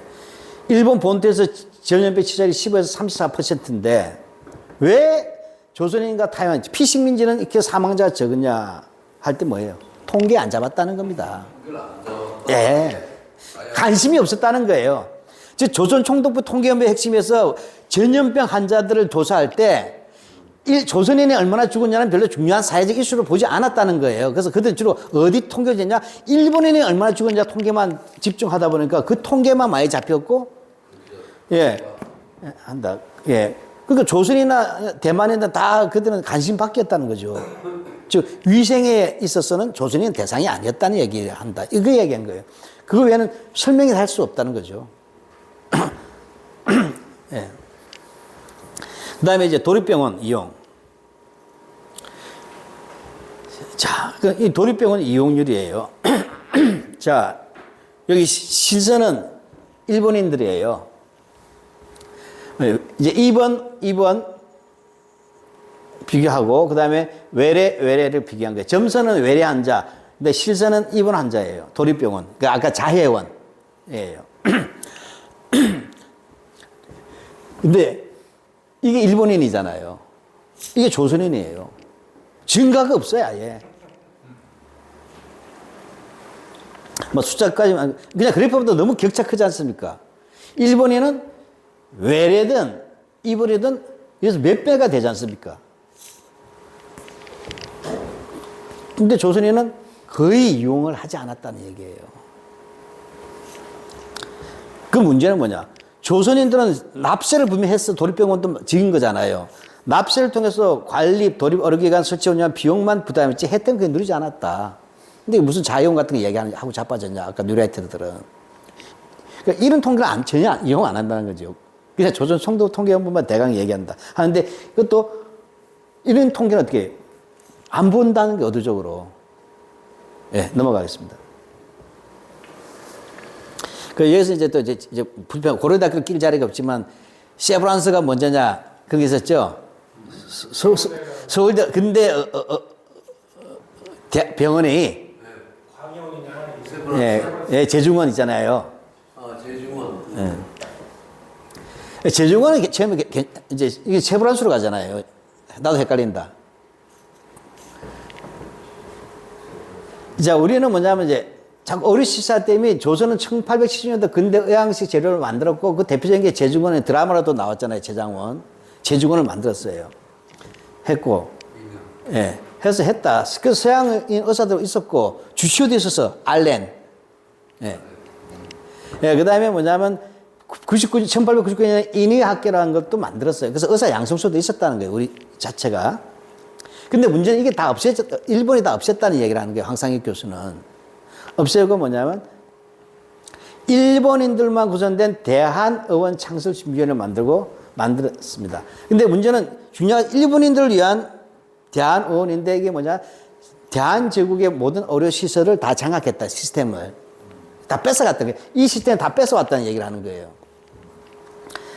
그 이제 내용은 첫째, 돈을 누가 댔냐? 대한의원일 건립 비용이 40만 원인데, 당시 정부 1년 총 예산의 2%면 적은 거 아니지 않습니까? 그때 돈도 크지 않대. 이걸 대부분 돈이 없어서 일본 차관을 가져왔는데, 일본에서 빚을 진 건데, 만드는데, 그때 국채보상운동의 모금액의 2배가 되는 겁니다. 40만 원이면. 근데 이 대한의원을 빚을 들여가지고 와서 했는데, 환자가 대부분 일본이었다. 했는데, 이 대한의원을 누가 운영하는 주체인데, 이것이 뭐냐면, 우리 통관부 아시죠? 통관부. 통관부로 넘어가고, 그 다음에 뭐죠? 와가지고, 실제적으로 뭐냐면, 보건의료와 관련되는 모든 사항을 대한의원에 집중해서 완전히 먹어버렸다. 예. 예. 그래서 핵심이 뭐냐? 대한의원이라는 것을 지금 서울대학교에서 이게 자기네들 이제 근대 의료 출발로 얘기하는데 알고 보면 대한제국 정부가 일본으로 차관을 들여왔는데 실제 일본이 이걸 장악해가지고 이 또 이러고 통관부라든지 장악하고 그 다음에 식민지가 되면서 아예 완전히 가져와가지고 일본인과 식민통치 이주자를 위한 최상급 의료기관을 만든 거다. 예, 이런 이야기입니다. 넘어가겠습니다. 끝입니다. 아, 예. 지금 몇 시인가요? 8시 30분. 그러면 그 다음 파일이 오늘 약간 예절해 다음 주에 위안부 문제하고 강제동원 문제를 할 수 있거든요. 전시총동원 체제란 무엇인가가 있거든요. 다른 파일. 네. 그건 복잡지 않고 아유, 죄송합니다. 이렇게 강행군을 하게 해서 이 노인들을.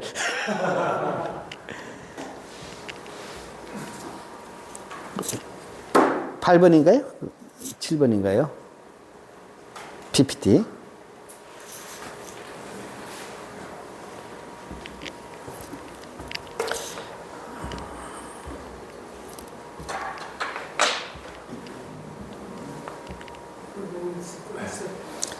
의료보건 같은 거 거의 가르치지 않는데 그냥 참고로 하면 이제 나중에 PPT를 보시면 올려놓으면 보면 이야기시니까. 자, 전시총동원 제조 오늘 개념 이야기입니다. 넘어가겠습니다.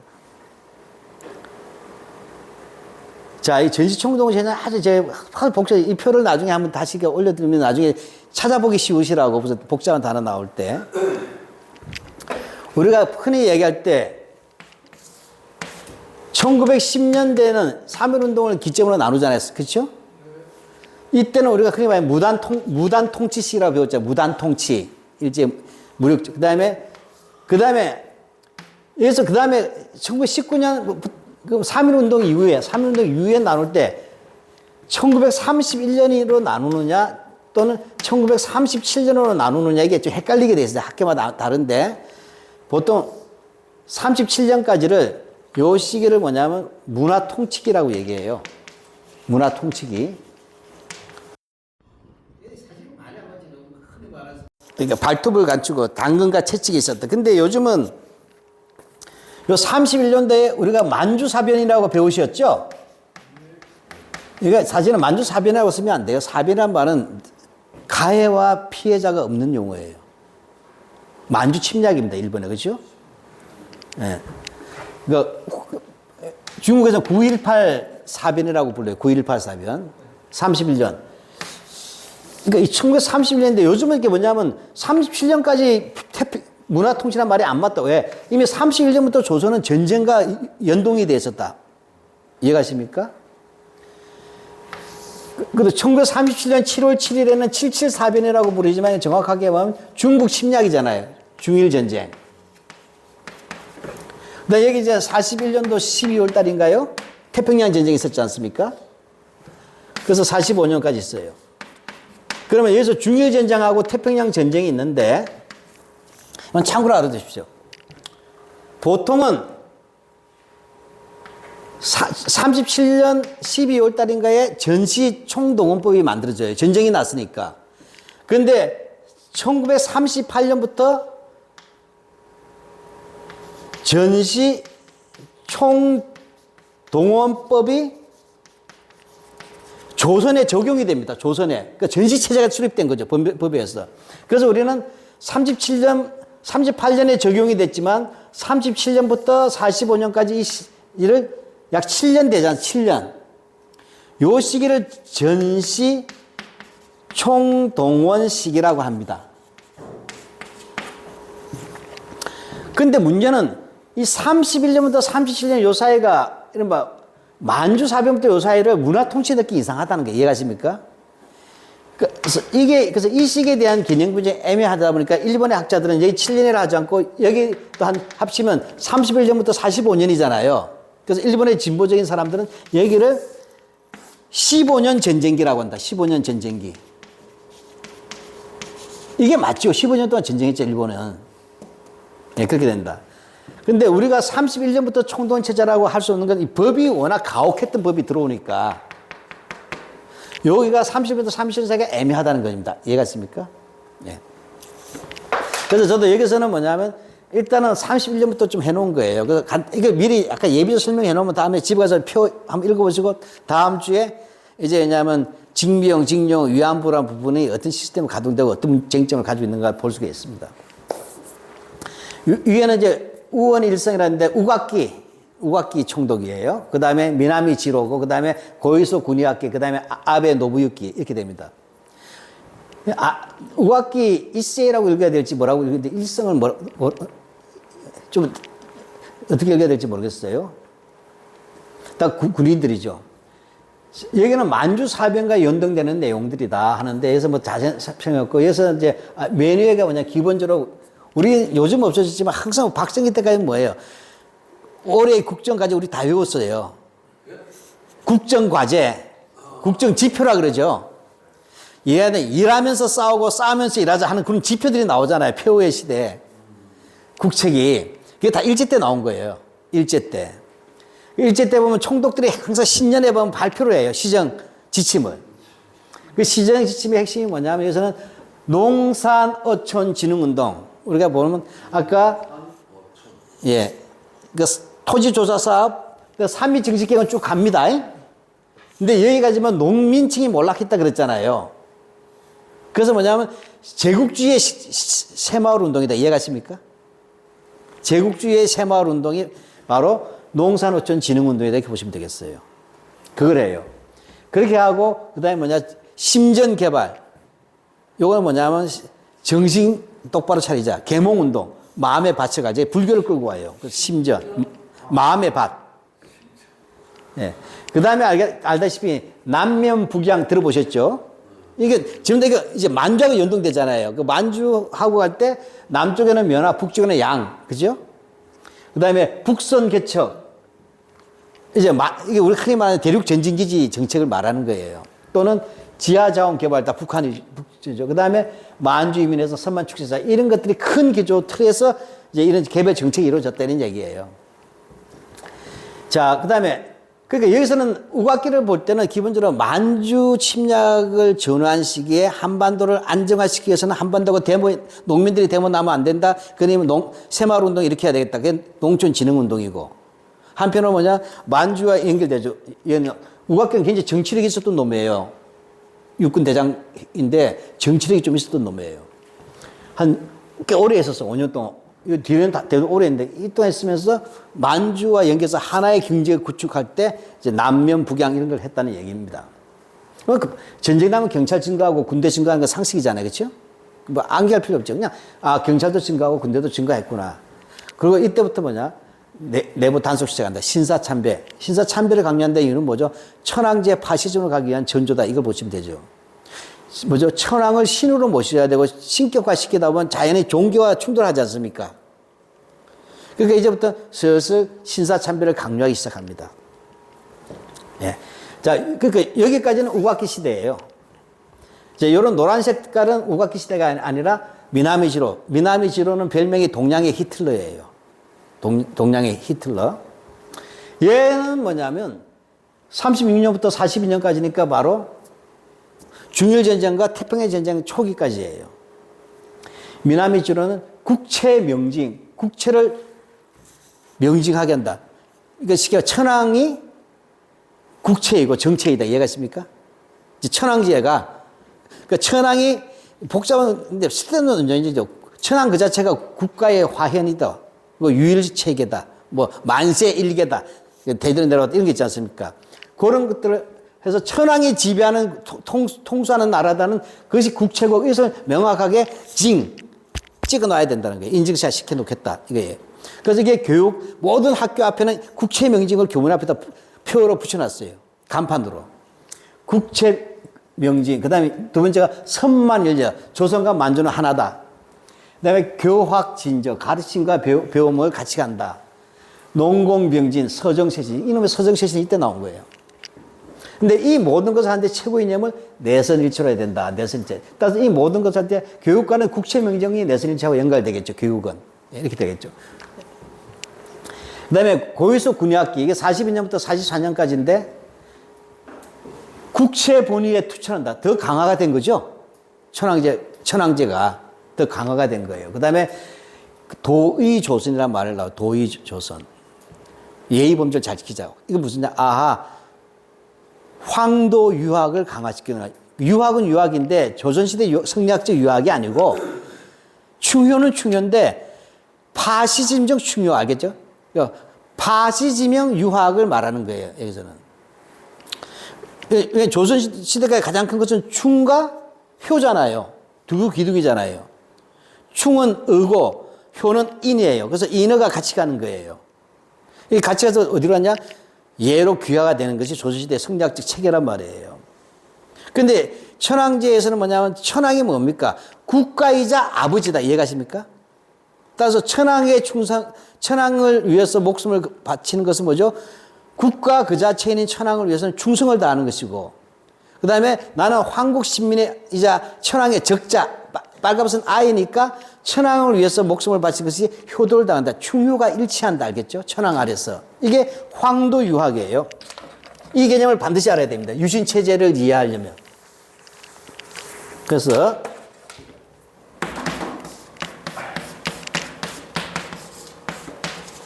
황도유학이라 그래요. 이거를. 황도유학.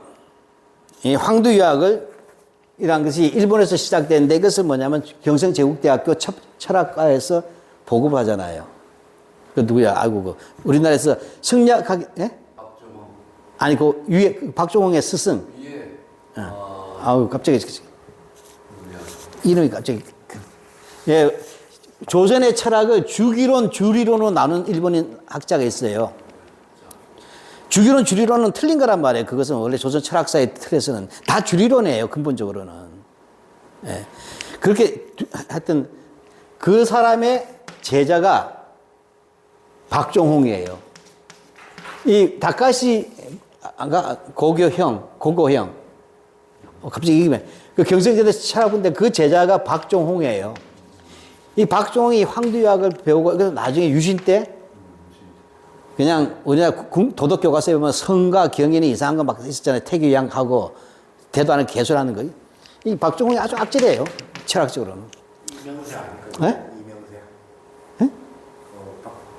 양도 유학 그러면 이명세, 이민호 아버지. 아, 이명세는 그렇게 뛰어나지도 못해. 이건 전통학자이기 때문에. 근데 물론 이제 이건 황도 유학이죠. 왜냐하면 30년대의 유림은 황도 친일은 황도 유림이에요. 황도 유림. 그러니까 충과 효를 천황에게 충효가 일치가 되는 거죠. 천황이 국가이자 아버지이기 때문에. 그리고 신이잖아요. 이런 시스템을 가는 거. 그런 에서 도의조선이에요. 황국 신민을 연성한다. 결전생활 확립. 결전생활 확립이라는 것은 이제 뭐죠? 전시총동 최초도 최후의 결전. 본토 결전론이 있었잖아요. 그거 비슷한 거예요. 그 다음에 생산자 하충. 필선 생산자 하충 잘 모르면 이제 송진, 그러니까 갖다 바친 게 있지 않습니까? 그 다음에 징명제 실시 같은 거죠. 자, 이렇게 되니까, 뭐, 군대는 계속 늘어나고, 요럴 때 있어서, 뭐냐면, 요 3대 부분들, 이게 다 요라는 게 아니고, 이거는 뭐냐면, 혹시, 우리, 동우들이, 뭐, 책 같은 거 볼 때, 제목들이 나올 거 아니에요, 그죠? 그러면, 어디쯤가, 연도하고 제가 제목만 해놓은 거 있으면 다 설명이 있을 거 아니에요. 다 그냥, 요즘 뭐, 조감도 찾아보기, 편리상 하는 거예요.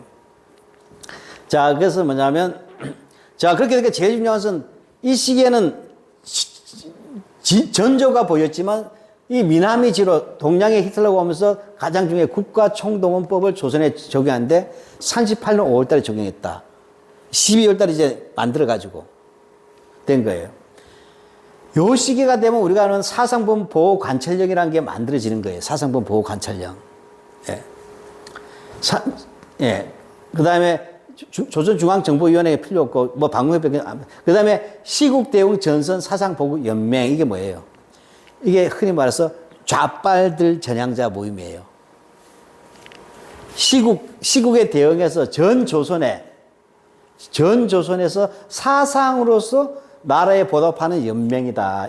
연맹이 아니라 연맹입니다. 시국대응 전조선 사상보고연맹이에요. 여기는 과거의 공산주의자로서 달려들어갔다 나온 사람들. 예. 그래서 그들 사상범이라고 하는 사상범 출신이죠. 쉽게 말하면. 공산주의 사상범 출신들을 모아서 만든 친일단체가 전선 사상보고연맹이에요. 이것은 나중에 41년도에 가게 되면 그 대화숙, 야마도 축구라고 들어보세요. 대화숙.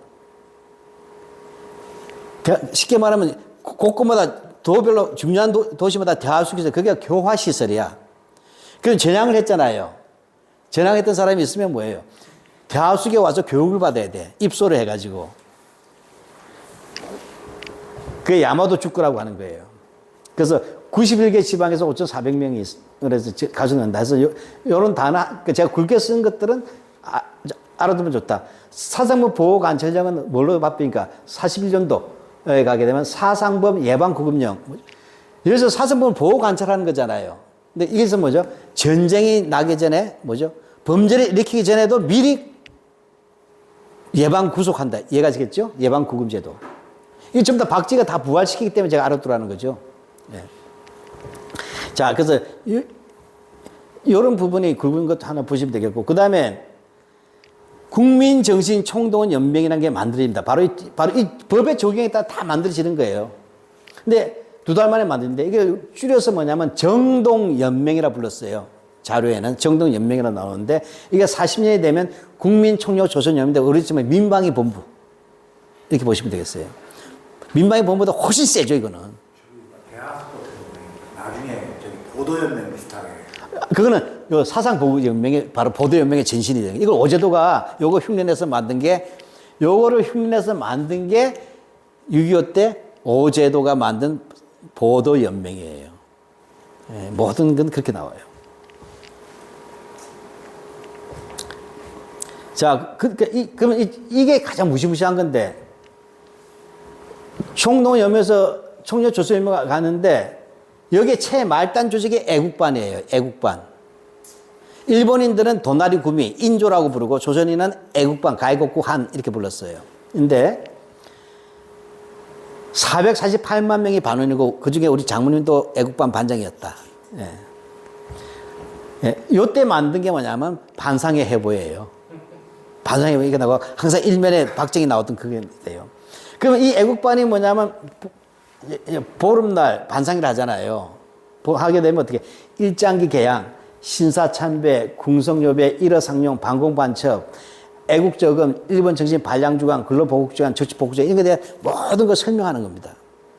우리 장모님 기록에 하면 40년대는 우리 장모님 44년, 4, 5년대에 애국반 반장했는데 하게 되면 등화관제 때문에 커튼을 쳤대요. 커튼을 치고 뭐냐면 모여서 서로 울고 시작했답니다. 우리가 어쩌다 이런 신세가 됐는가. 근데 소리 내서 울면 안 된대요. 그 왜냐면 이거 할 때도 막 반상의 날 제대로 하나하나 돌아다니는 놈들이 있대요. 예, 그래서 우리가 흔히 하는, 우리 어릴 때 보면 무슨 주간 있었잖아요. 주간. 이때 나온 거예요. 바로 총련연맹에서 때리는 거예요. 산림 애호 주간 하면 그날은 뭐죠? 산에 가서 송충이 줍는 거예요. 잡는 거예요. 자, 이런 것들이 이런 것들에서 이 조직을 통해서 애국반을 통해서 이건 이게 중요한 것은 나중에 칠문제를 할 때도 알겠지만 이 정동연맹이나 국민총력연맹은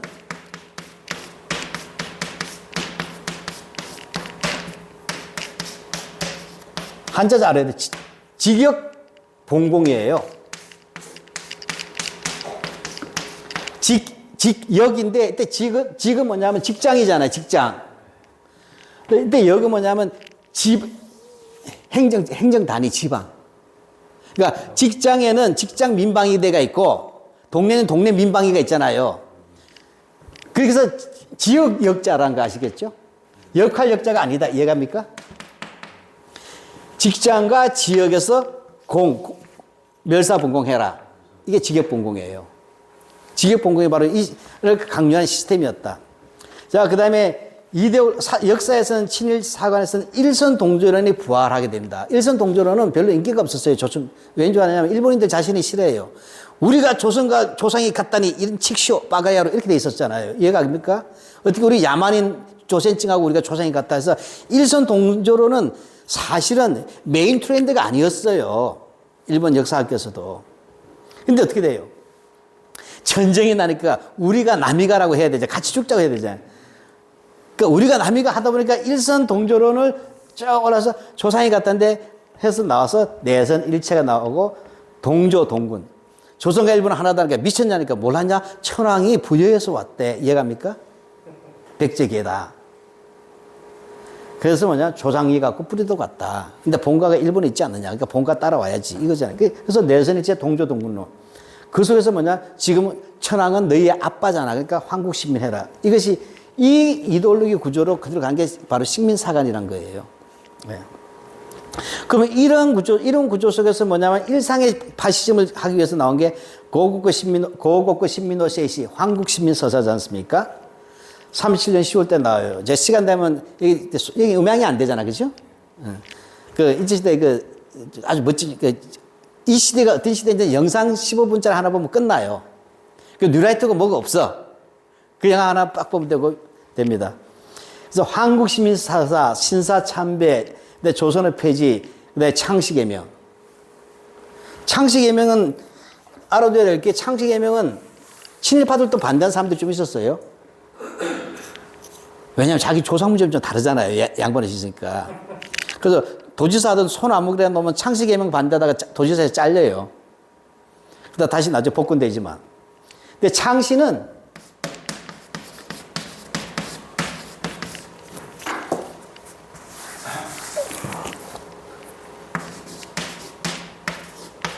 우리는 성과 명이 있잖아요. 성과 명이 있잖아요. 그죠? 그래서 우리는 성시라고 부르잖아요. 그죠? 일본은 시성이라고 불러요. 시성. 근데 창씨개명은 시를 새로 만들고 이름을 고친다 했잖아요. 그러니까 두 개를 고친 거예요. 시는 우리로 치면 그냥 성이라고 보시면 돼. 그 다음에 명은 같으니까. 따라서 뭐냐면 창씨만 하는 사람이 있고 개명만 하는 사람이 있고 창씨개명 다 하는 사람이 있다. 이해가시겠습니까? 성만 일본식으로 고치는 놈이 있고 그 다음에 이름만 일본식으로 고치는 경우가 있고 둘 다 고치는 경우가 있다. 둘 다 고치면 그만큼 충성도가 높다고 보겠죠. 예를 들면 이름만 고치는 경우가 있어요. 대표적인 게 유시나 임시는 일본에 있는 성이잖아요. 이런 경우는 하야시 이렇게 되잖아요. 이건 갑자기 기억이 안 나오네. 이름은 아이고.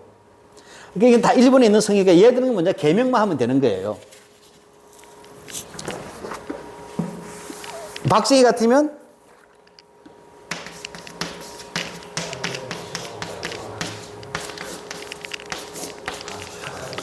고목 정웅이잖아요. 자, 고목은 이제 문중에서 정리한 거 문중회를 한단 말이에요. 왜냐하면 본관의식이 강하잖아요. 조선 일제시대. 그러니까 고령의 박씨다. 그래서 박씨에서 남은 목자만 남기고 고령에서 고자만 해서 닭깎기로 고친 거잖아요. 그 다음에 가운데 우리 도리는 박정희 할 때 정자. 그 다음 정자라 이름을 가진 남자아이다 해서 여기는 마사오. 그래서 닭깎기 마사오가 되죠. 예. 근데 어쨌든 창씨개명 다 한 거죠. 이렇게 되는데, 이 창씨개명은 일본의 반대도 불구하고 조선 총독부가 밀어붙인 거예요.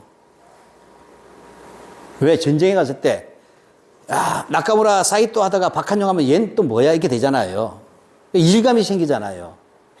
그러니까 뭐죠? 특별하게 준다. 왜냐 일본에서는 대부분 시성이 없었어요. 평민들은. 그다음에 메이지 유신이 되면서 위에서 국가가 주는 거예요. 그 천황이 주는 방식이었다. 하사가 됐어요. 하사. 이게 굉장히 중요한데 지금 일본에서 뭐냐면 귀족들 즉 사무라이층 외에는 시성이 없었는데 명치 유신 이후에 시성을 준 거예요. 나눠준 거지 어떻게 보면. 그러니까 우리는 바깥 데 있어 우리 집은 그래서 다나카 이렇게 가는 거잖아요. 그러니까 거기서 분급해서 따서 뭐죠? 이 시성의 핵심은 내선일체를 만드는 것도 하나 있지만 꼭 하나 같이 봐야 될 게 있죠. 뭐가 있어요? 내선일체라는 목적하고 또 하나는 천황이 주셨다고 했는 거예요. 따라서 한국에서 창씨개명은 뭐예요? 이건 이해가 안 가잖아요. 우리 어릴 때 뭐냐면 내 성을 갈겠다 이런 말이 있잖아요. 거짓말이라면. 그런 말가 있는데 이걸 했다는 이유는 뭐죠? 한국의 전형적인 가족제도의 파괴라는 걸 반드시 알아두셔야 돼요. 가족제도의 파괴. 그렇죠. 그게 그 본질이에요. 그러니까 두 가지를 같이 봐야 된다는 게 제 주장은. 하나는 창씨개명은 내선일체라는 형식에서 하나 볼 수가 있잖아요. 근데 이것만 가지고는 안 된다. 한국에는 오랫동안 동족불학 속에서 나오고 봉간제도와 족보가 있잖아요. 그 다음에 가부경장 이후에, 그 다음에 1921년에 조선 민사랑 이후에 다 성이 있었잖아요, 이젠. 왜냐면 호적 등록을 했잖아요, 민족부에. 그러니까 성이 없을 수가 없잖아요. 그러니까 집주인 따라 성 많이 썼잖아요.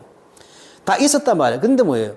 이 성을 없애는 건 성을 매개로서 본관이라는 것이 있고 하는 동족불학이 형성되고 가문이 있잖아요. 이 부분을 해체를 시켜야 되겠다는 거예요. 이걸 해체시키면 뭐냐? 천황을 중심으로서 가부장제를 재편하겠다. 이게 또 하나의 목적이에요. 창씨개명에서. 전통적인 가족관계를 뭘로? 천황을 정점으로 해서 다시 된다. 근데 이게 조선한테 이게 잘 안 먹힌 거예요. 일본은 성이 없다가 갑자기 생겼지만 우리는 있던 성을 빼앗겼잖아요. 네, 그러니까 여기서는 창씨개명은 두 가지구나. 참 내가 이거 한 번도 강의를 못 해보니까 여기 와서 억지로 강의를 듣게 하시네. 창씨개명은 바로 내선일체라는 거로만 통상이죠. 또 하나는 전통적인 조선의 가족관계를 해체함으로써 천황제의 가부장적 가족관계를, 국가적 가족관계를 다시 강요하는 것이다. 이렇게 보시면 되겠어요. 자, 이런 것이고, 강계동은 제가 생략할 겁니다. 이 교육령은 밑에 다 화면에 다 안 나온 것 같은데, 아까 말씀하신, 그냥 생각하지 마시고, 3차 교육령은, 외우기가 쉽잖아요. 식민지에 병합했을 때 1911년도에 1차 교육령, 그러다가 너무 이렇게 속이 보이던, 그러니까 3.1운동 이후에 20년에 2차 교육령, 근데 전쟁 나니까 3차 교육령, 뻔하죠, 그죠? 예, 그렇게 하면, 그러면 이때는 3차 교육령의 핵심이 뭐예요? 전시 교육 체제다. 이렇게 보시면 되는 겁니다. 예, 넘어가죠.